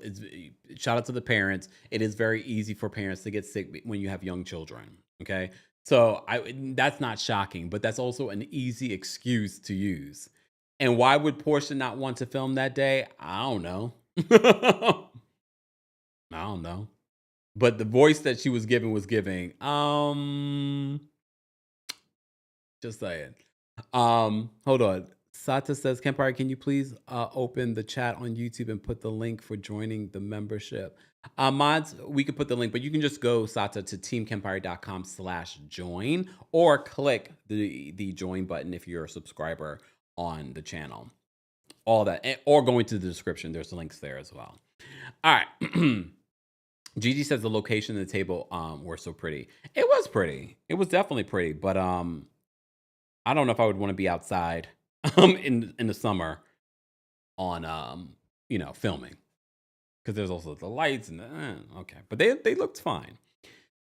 So Porsha calls Kelli and tells her that she's not arriving. But Kelli, I didn't understand something. Were the ladies just very late? Kelly's sitting there with her hands in food at the table where everyone's going to be eating, and I'm just seeing her like eating. Like, why are we not, greeting the folks? Why are we sitting there with our hands greasy in food as our guests are arriving? I didn't like that. Am I too particular? Maybe. I just thought that was like, are we hosting an event or are we just coming over to eat? I don't know. Fine. All right. So the other ladies arrive. Shamia arrives. Angela arrives, along with was it Polly and Esther? Polyester. So they end up, Kelli gives an update on what's going on with her, and she was talking about how her ex owes $10,000 in child support. Britt ends up arriving after that, and there's an energy with Britt, and she's a little upset when Kelli brings up the fact that the other ladies had checked in on Kenya. And she was sort of like, why did you guys check in on Kenya after what she did? Well, here's the thing. We have to keep in mind, a lot of these women don't know each other. Drew has known Kenya a lot longer than the other lady, so I can understand her checking in on Kenya. But I think what Britt is expecting from people that aren't her deep friends is she's expecting just loyalty off the bat. And I don't know if they checked in on her. I could understand her being upset with them if they didn't even check in on her. But it seemed as if they checked in on both of them, but she didn't want them to check in on Kenya because of what Kenya did. Well, yes, what Kenya did was wrong, but it doesn't mean they can't check up on her. They might be concerned. If you're a real friend, I'm a little concerned, lady. Well, you done lost your mind. Like, I need to check up on you just to be, especially because the word on the street is that you might not be returning. So I need to check up on you. But Britt was really upset about that. And then Shamea brings up the fact that Britt had told her, probably a scene that they filmed and they never showed, that she had lost her insurance license. So Angela says to her, she was like how? So Britt gets really angry. I was like, because honestly, I felt like Angela was coming from a genuine place. Like, girl, like, why would they do that?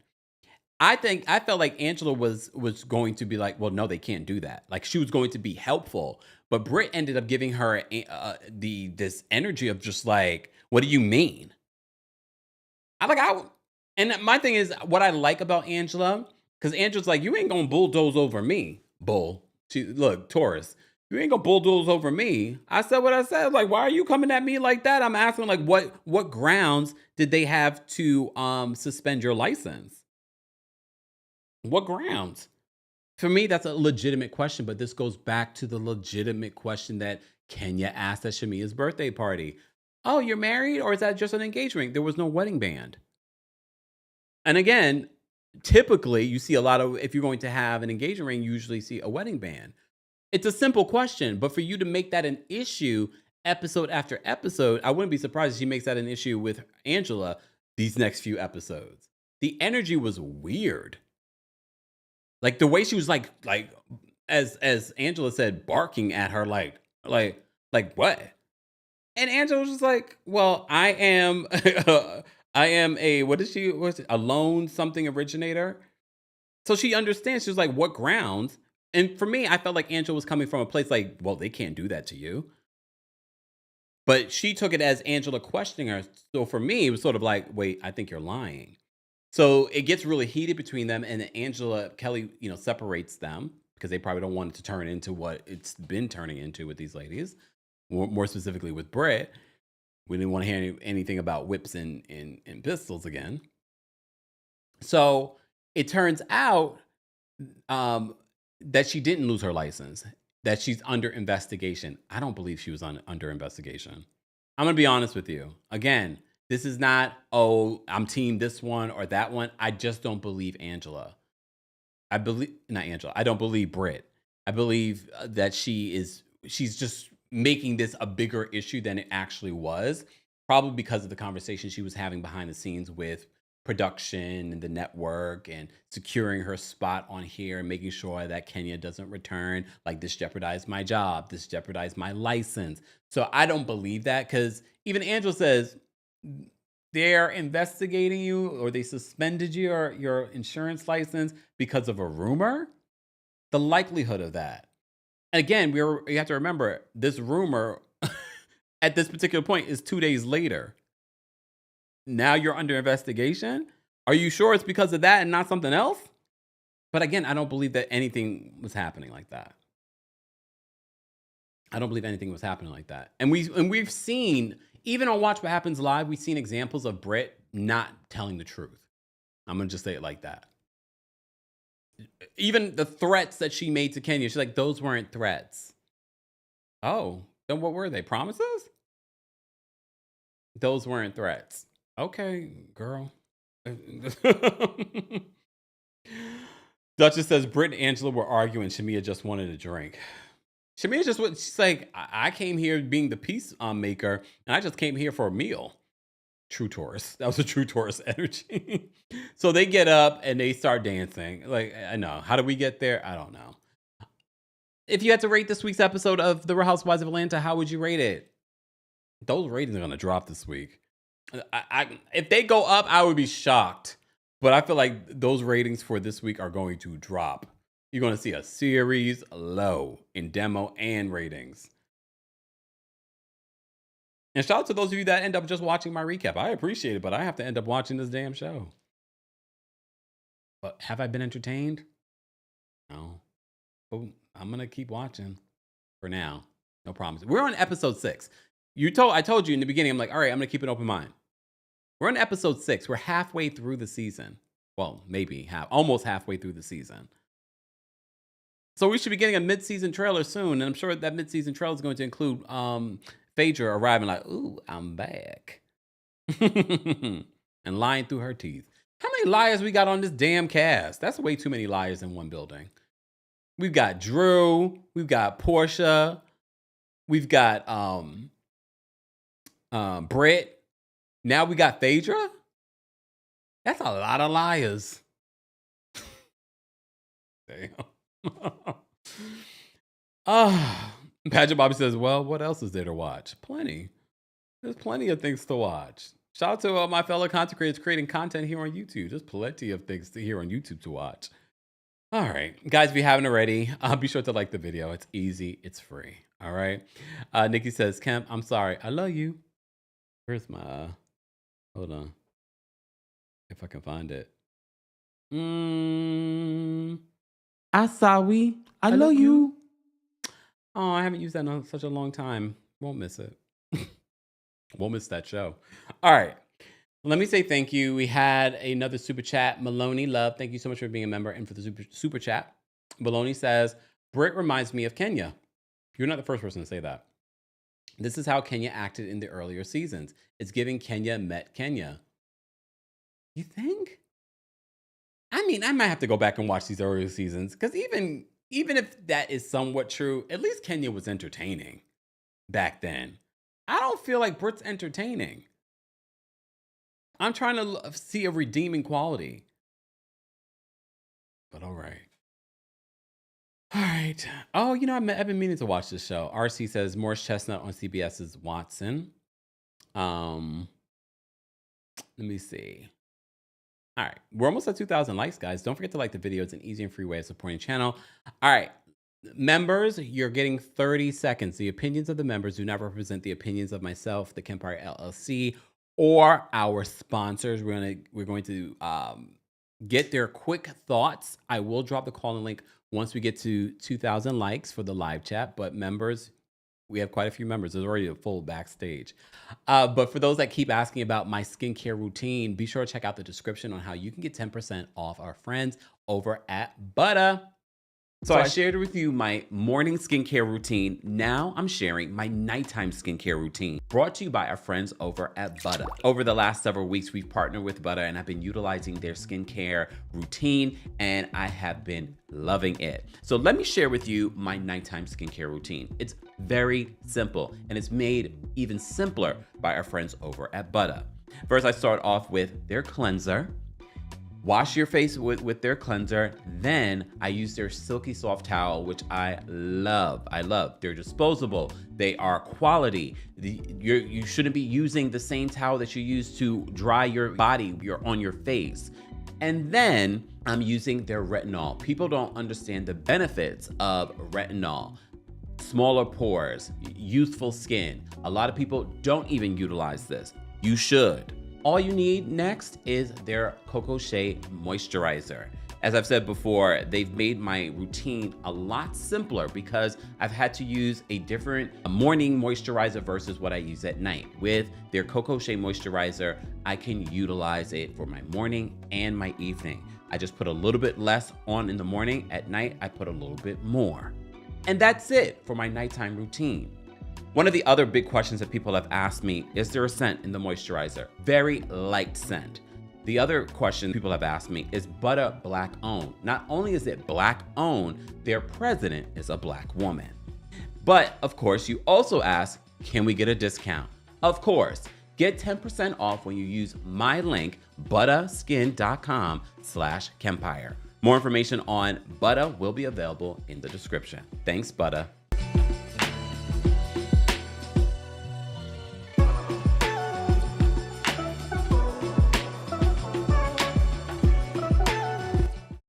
Oh, sorry, y'all. Welcome back to the Kempire channel. We're going to get into these callers. Let me put up my little disclaimer. Did I cover everything that I wanted to cover? I did. I don't care anymore. I have to say, I can't. Where's Real Housewives of Miami? Bravo, NBC Universal. Where's Real Housewives of Miami? We're ready. We're ready. We need something to break up this monotony of some of these shows. All right. Let me put up my disclaimer. All right, there we go. All right, again, everyone that is waiting behind the scenes, please drop out once you share your opinions. Please respect the timer. Please also do not use profanity or derogatory comments. All right, let's do that. Oh, wait, let me say thank you. Noda Queen, thank you for the super chat. Noda Queen says, this season was always doomed with Kenya's ghost looming over it. Damn. Damn. Say it like that. Nelly, thank you so much for the super chat and for being a member. Nelly says, we watched the show and I know that a lot of people do not like Kenya more. Looks like Brit made it her mission to get rid of Kenya, and Kenya unfortunately fell for it because of her ego. Nelly, you might have a point. You might, I mean, it seems, well, it definitely seems that is her mission, to keep Kenya off the show now after this incident. So, and Kenya gave her the ammo. All right. The ammo for the pistol, Lord. All right, let's bring up Elijah. Elijah is first. Elijah, what did you want to share? Hey, Kempire, can you hear me? Yes. Hello? Yeah, can you hear me? I can hear you. I'm sorry, can you hear me? Yes. Uh-oh. Elijah, drop out and I'll bring you back up. Maybe something happened while you were waiting. All right, let's bring up Toya next. Toya, what did you want to share? Hey, Kempire, how are you? I'm well, how are you? I'm good.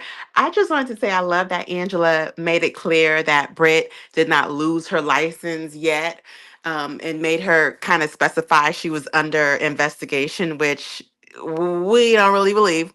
But I do have a question. What is Portia talking about her family with Dennis? Is she talking about like, I mean, I'm sorry, not Dennis, Simon. Is she talking about Simon's family? Like, does she like Simon's family and want to continue to, be around them and stuff? But like, girl, you gotta cut that off. Y'all are divorced. Like, I don't know. What was she talking about? It was weird. I'm always confused with Portia when she talks about Simon, but I think that's what she was referring to. You remember Simon has like 5 kids too. So I'm sure they were around. And look, I mean, things happen, but I mean, you were only together for what, 3 years, maybe 2-3 years. So she'll be strong. Exactly. All right, thanks, Kempire. Bye-bye. Bye. All right, let's try Elijah again. Hold on, Elijah. Elijah, are you there? Hey, Kempire, I'm sorry about that. That's okay. So I wanted to say first, I'm living for Angela. I'm living for Angela. I think she's perfect for the show. And people who say she's boring, I'm like, Angela, get behind me. Okay? Because I don't think that she's boring. I think that she brings a unique energy, and she does remind me like of a charade. That if you push her too much, she'll give you what you're asking for, you know? And I like how she clocked Brit's tea all the way, because to me, I don't understand all this vitriol she has and all this, like, she wants everybody to be behind her. You're not a star of the show, and you don't even bring much. All you bring is teeth and whips. And so my thing is you're not doing anything. What do you want from them? And then why would she get mad at Drew for checking on Kenya, who she's known for years? So yeah, I want her off. Thanks, Elijah. Yeah. Okay, let me just move on. Taurus with the T. Taurus with the T, what's going on? Hey, Kempire, can you hear me? Yes. This is Tanya, but this is going to be my alias from now on, just in case. I like it. But, okay, I enjoyed the episode for today. I agree with Elijah about Angela. It's Taurus season coming up very soon. Please don't play with us. We may be quiet, we may be reserved, but once we clock in, we're like Cynthia. We got it for you.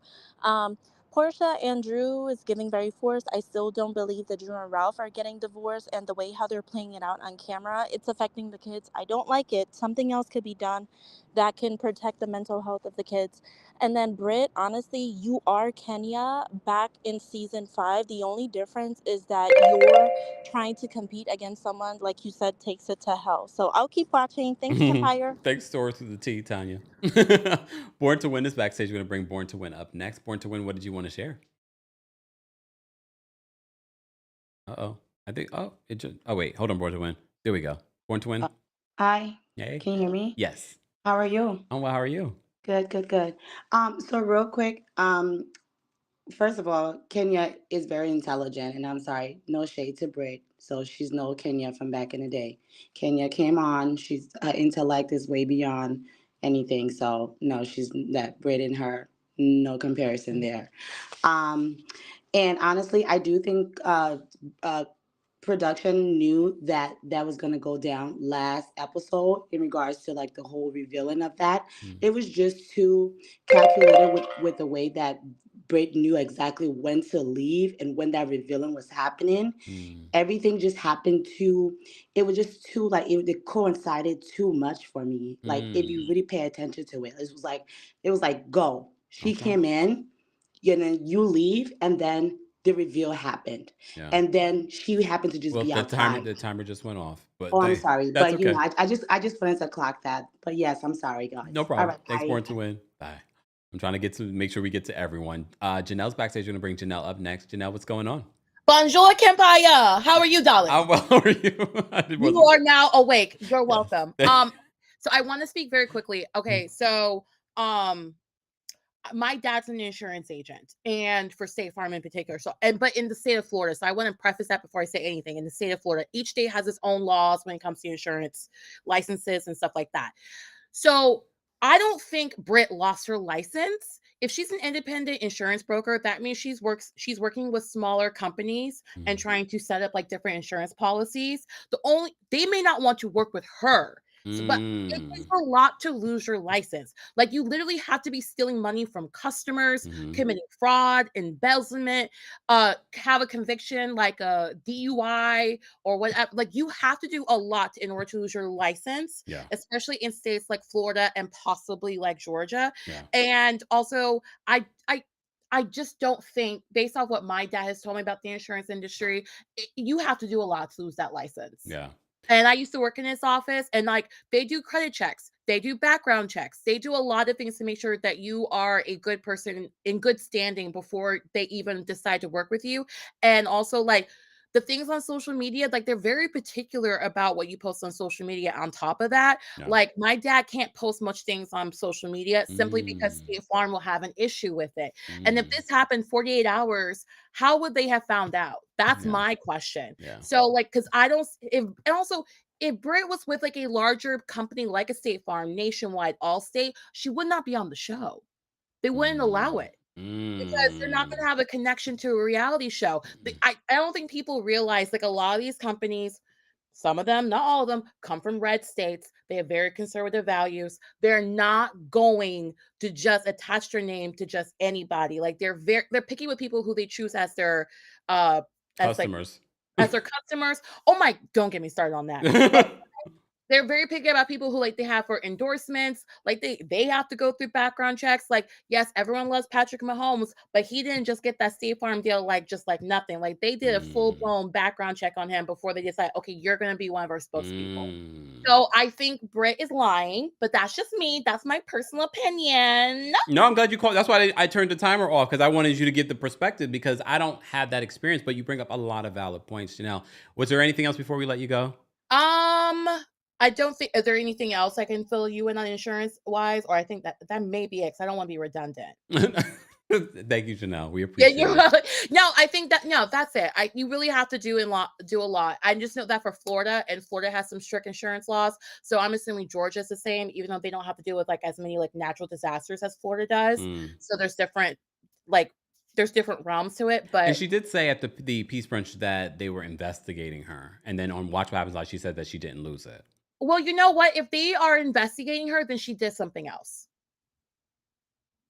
If they're truly, Truly, Yeah, because because she's 48 not. hours later, we If have she Angela would. saying that they're investigating you over a rumor. Right. That's what I'm saying. That's what I'm saying is because I personally did not see any social media footage from the whole No, presentation when it first happened. no. So, which made me believe like Bravo, before people left the venue, made sure that, oh, you cannot post this, delete this from your phone, whatever, Mhm. don't post anything of this nature.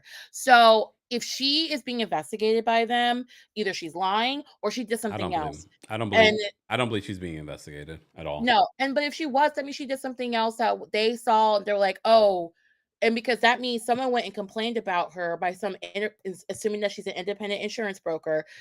A customer was like, "Oh, this is not good," and they went and reported it Mm. to the entity that handles insurance, like government-wise in Team Georgia. twirl. Huh? Team twirl. You know what? Honestly, I wouldn't be surprised. I wouldn't be surprised either, but I I wouldn't don't be. believe her. I don't believe her in regards to I her being don't. investigation. I think she is taking advantage of the fact that people are ignorant about what happens insurance wise. Most people Hmm. just pay for it and keep it moving. Hmm. For me, as someone who, like, my dad's an insurance agent and he's been one for longer than I've been alive, Whoa. like, and I've worked in his office. So I know what you have to do. You really have to be like a really horrible criminal to lose your license Mm. to sell Mm. insurance. Wow. And it All doesn't matter right. what. And also, I'm curious what type of insurance she sells, because if you sell more than just car and home, then you doing something. That's all I'm gonna say. I'm gonna go so other people can chat. Thanks, But Janelle. yes, bye. Bye. All right. Everyone else, you're not getting that much time. She was giving us valuable information. Okay. All right. We have Tyler backstage and bring Tyler up next. Tyler, what did you want to share? So I just want to say this, Kempire, she was not under investigation because why would they investigate her? When the stories first came out, everything was pointing towards her being the victim. Everything about that story. We didn't even know anything about the guns or anything until Kenya came back a week later fighting the story saying she mentioned the gun. So she's lying. Everything was pointing towards her favor. Everybody was mad at Kenya. Last but not least, I can tell that Kenya did not play it right because it shows that Bravo may have ceased filming with Kenya for liability, but everything was aiming for them to bring her back. You can show because you can tell how they were aiming the story and everything. Kenya should have just kept quiet because Brittany is not reading well. That's all. Thanks, Tyler. Yeah, I mean, you definitely could, and I think that was Britt's concern. Based off of Britt's actions, I think her concern was that there was potential for Kenya to return, and that's why we see in this episode her constantly bringing up just certain keywords that she was bringing up, emphasizing like this is affecting her work. This is, she's distraught about like there are certain things that she's bringing up. And I'm like, oh, she's really trying to make sure that Kenya does not return. All right. Let me bring up Miss Bernice. Miss Bernice, what did you want to share? Hey, Kempire, how you doing? I'm well. What How up are you? to everybody? Can you hear me? Yes. Okay. Um, Brittany is the classic. I grew up with girls like Brittany, Mm. who mother praises them for doing the bare minimum, and she's the apple of her mother's eye, like you saw in the scene. Oh, it's everybody else's fault. It's never yours. And I believe that she expects everybody to grovel at her feet, and when they don't, she got a problem. And she's such a fan of Kenya that she thought that Kenya was supposed to bow down to her. And like, no, baby, I'm not. And she's trying to secure her bag for next season. Mm. Have a good one. You too, Miss Bernice. All right. All right. Let me get to the rest of these calls. Live chat. I am going to drop the call link for you guys. Let me do that right now because we're almost at almost 2,000 likes. Hold on 1 second. Live chat. There we go. Let me say thank you. We had another super chat from Queen B. Thank you so much. Queen B says, thank you for being a member. Queen B says, Britt reminds me of Kenya because she is a fan. Telling Angela to twirl out. She studied Kenya and came prepped. Maybe she sent the pics. Joke, or am I? Oh, I don't know. I mean, at this particular point, anyone that's being on reality television is a fan. It's hard not to say you haven't seen reality television or Real Housewives. Not to say that people watch it. Some people do, some people don't, some people haven't, some people are just getting into it. Thank you guys so much. Thank you, Just Bethany, for so many gifts. We appreciate you. Shout out to everyone watching on TikTok as well. Those of you watching on Twitch and Twitter and Facebook. Let's get into the rest of these callers. We have O'Shea backstage. O'Shea, what did you want to share?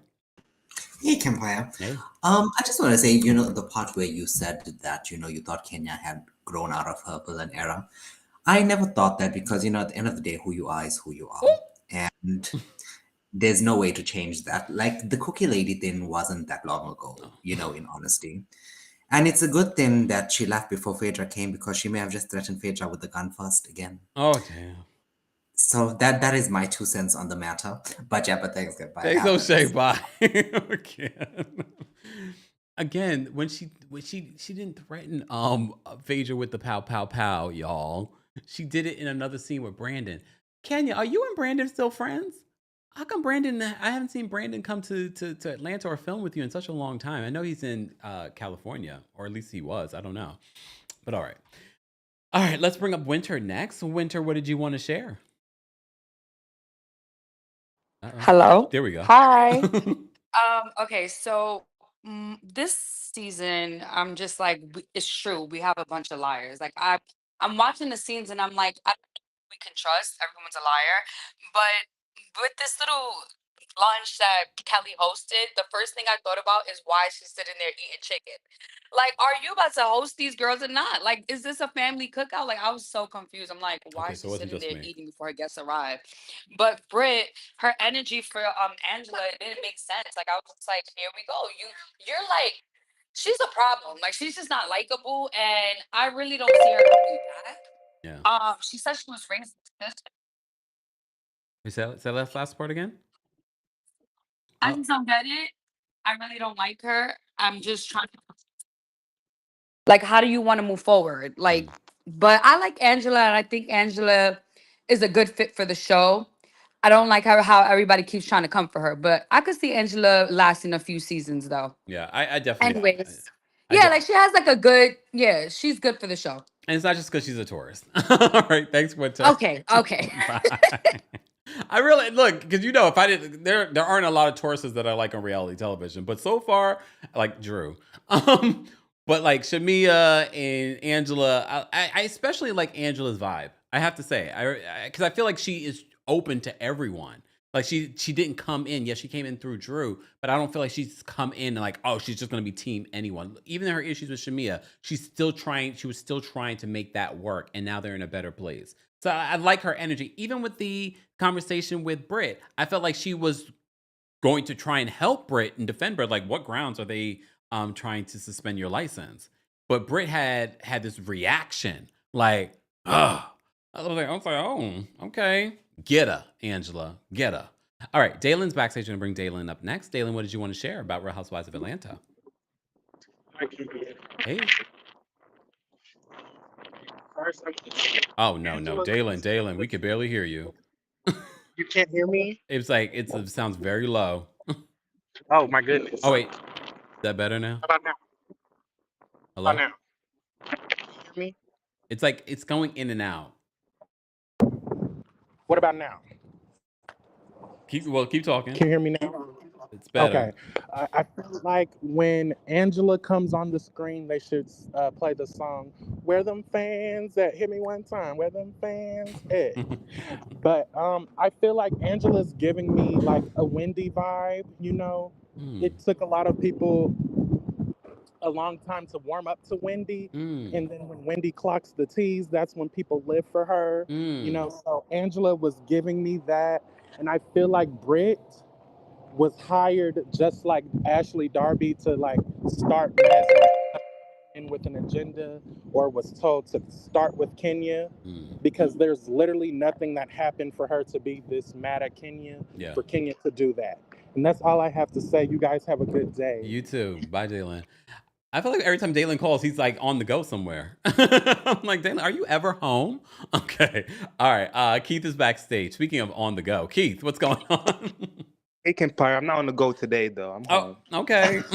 What's going on? Are you packing? Look, are you packing? I am packing, actually. I'm already halfway done. Oh, Of course, Virgo. Of course, you already know I come prepared. When do you? Oh, wait, me. You don't have to share this if you don't. When do you move?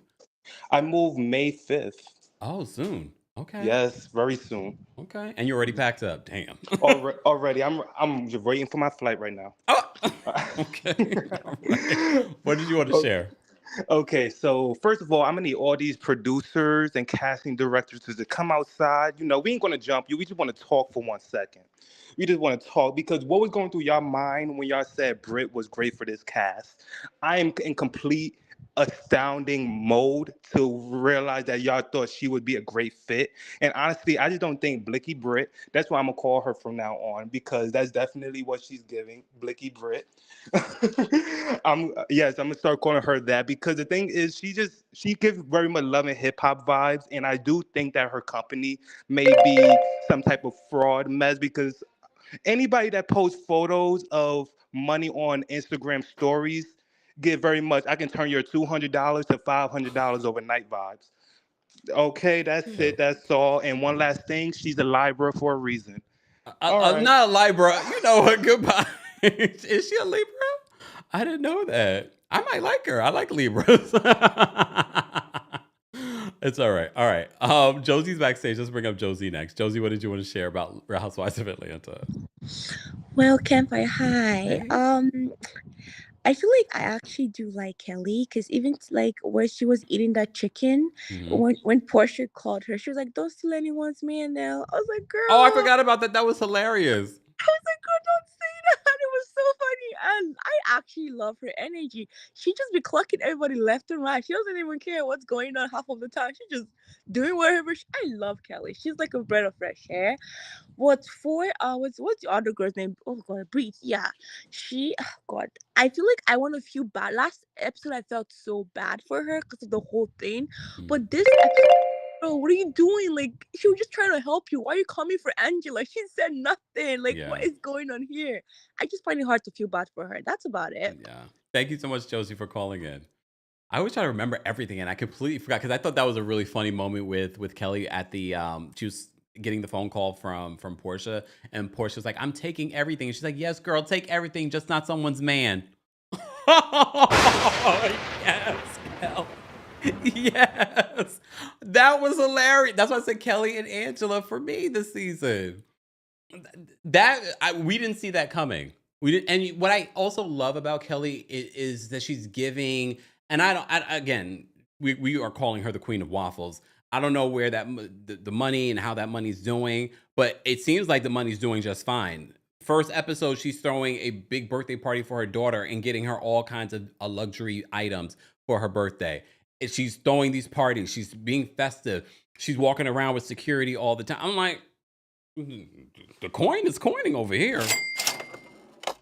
I appreciate it. And she seems very festive and light energy. But that for me was funny.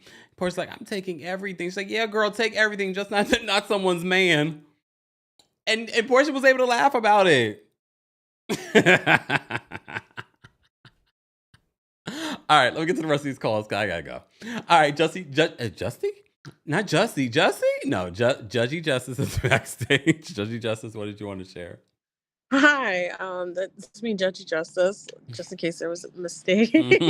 I think I really enjoyed this episode. I felt like it was a solid 7 for me. I think that, the parts that I did skip over was Brittany and some of the parts of Shamia and Drew in the studio. It just wasn't interesting to me.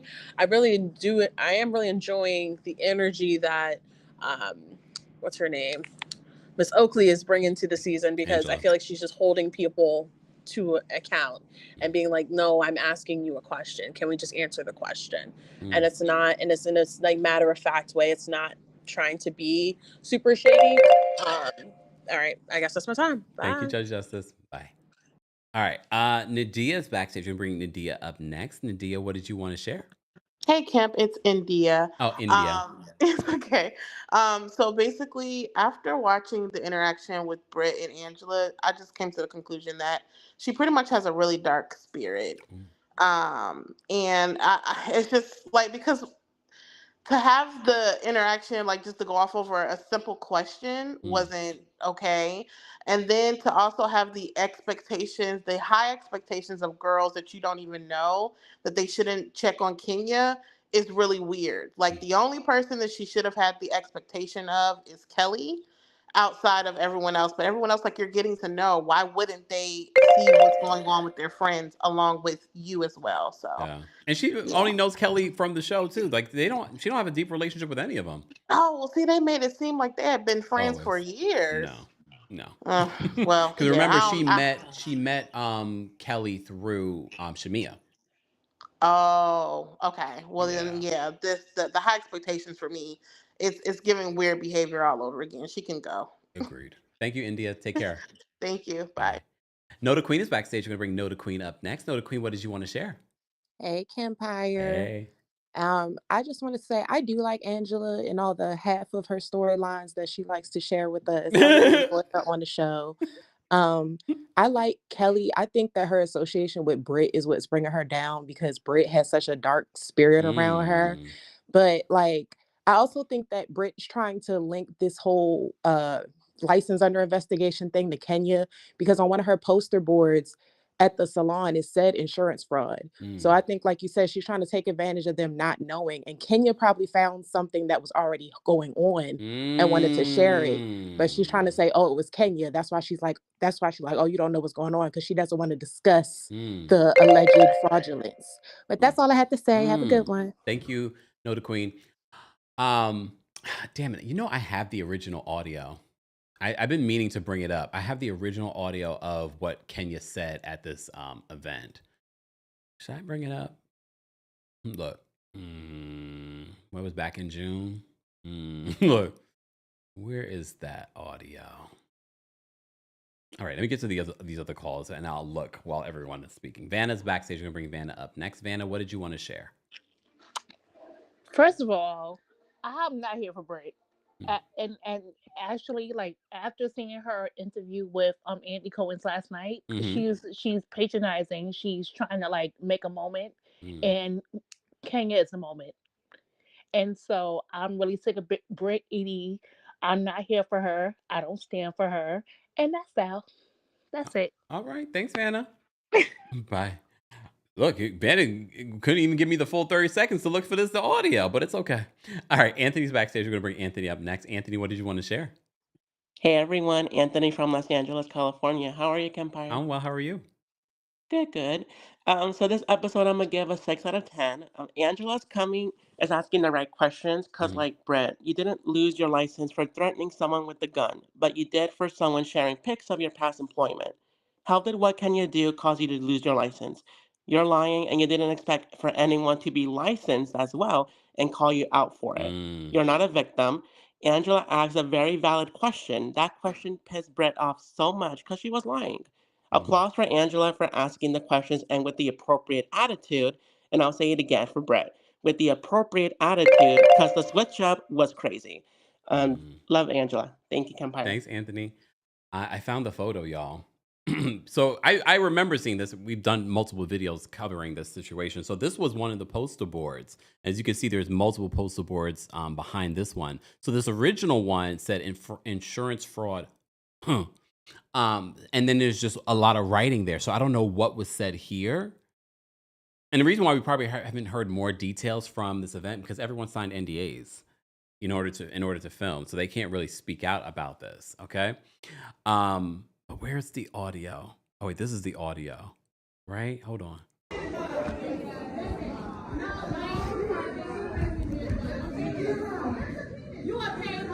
Someone said in the background, that's a penis.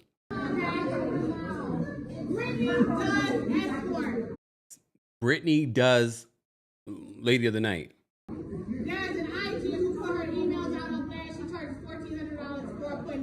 So a lot of the stuff they did not include in the episode.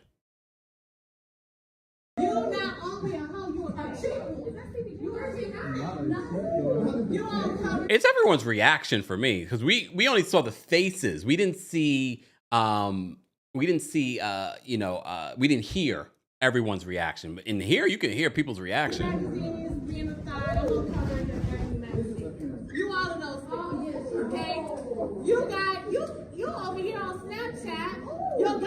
I'm not going to even play that part because we know what she says there.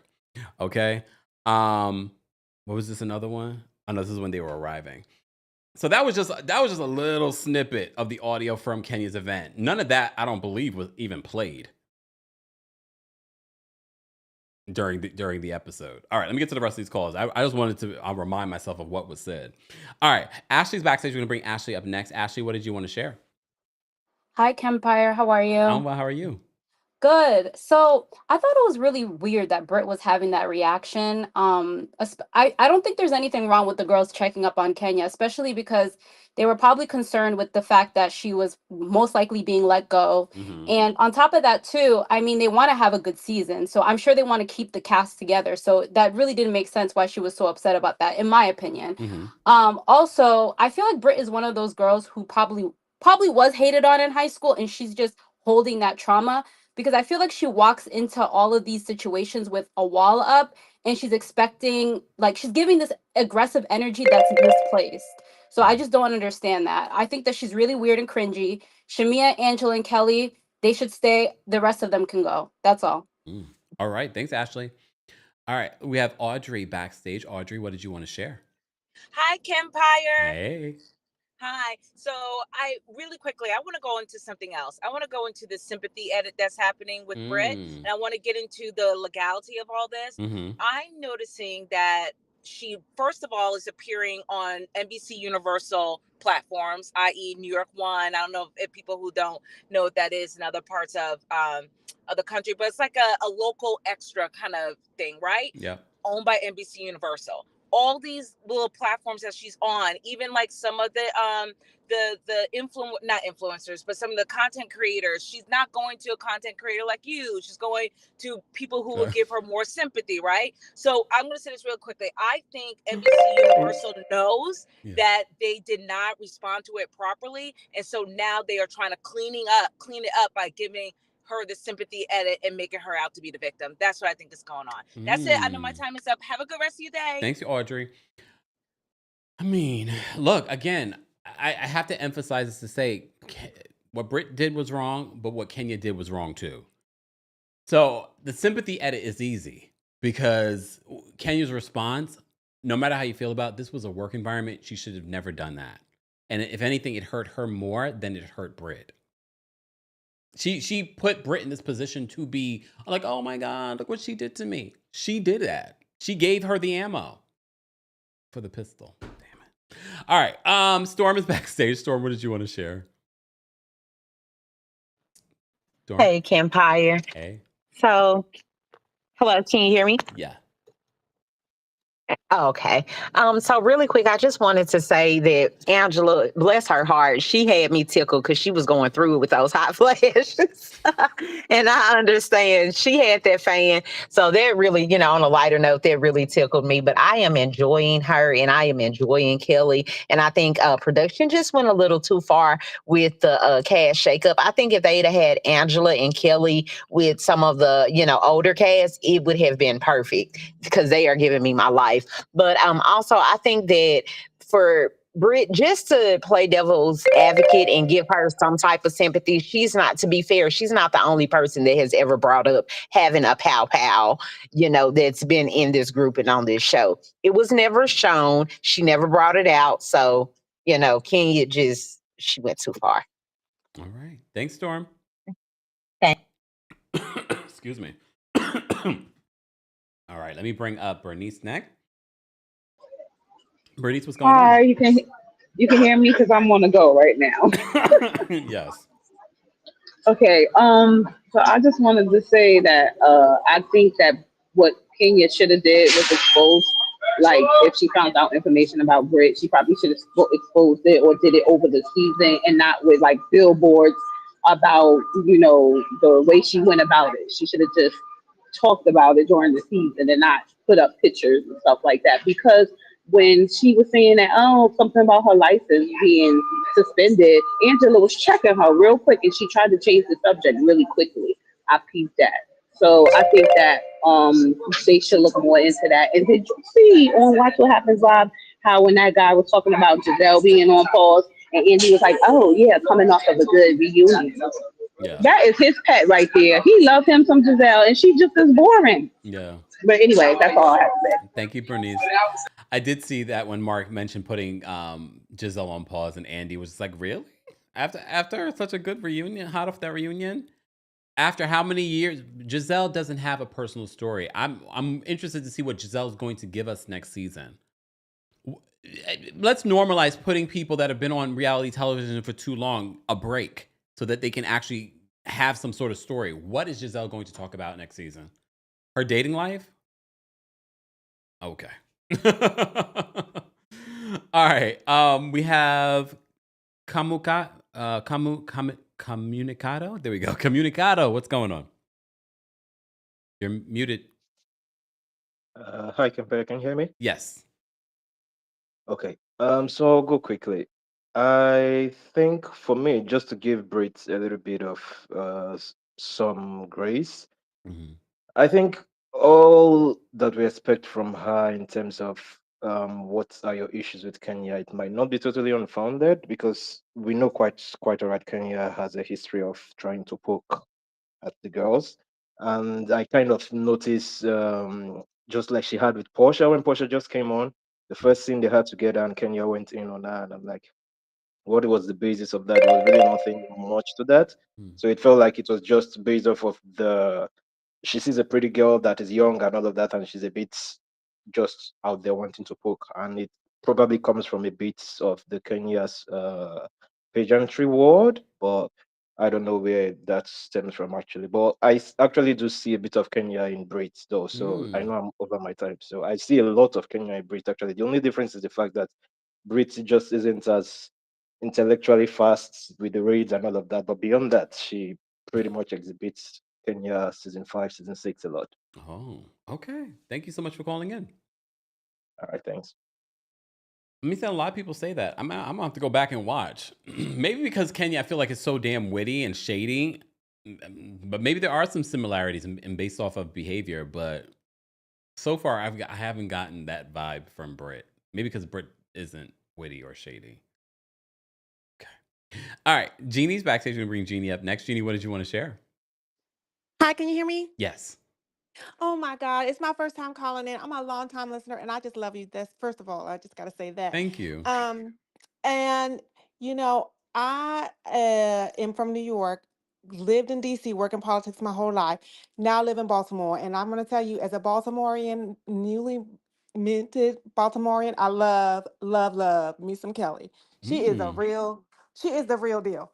And she's a Pisces like me, so yes, she's real. But also I want to just say, how come Britt got to get on Watch What Happens Live? I just don't understand it. I mean, how did they give her this platform? She did something wrong, and it seems like she got no consequences. As a matter of fact, she got bigged up for it. Like, you did something wrong too. How come it seems like there's no consequences for her and all these consequences for Kenya? Now, Kenya, what she did was wrong, but this doesn't make any sense to me. Like, they're giving her all types of platforms to, when you're talking about gun violence, come on now. Yeah. That doesn't even make any sense. Yeah. All right. Thank you. I'm so in love with you. I'm so in love with you. Thank you, Jeannie. Thank you so much. Have a great day.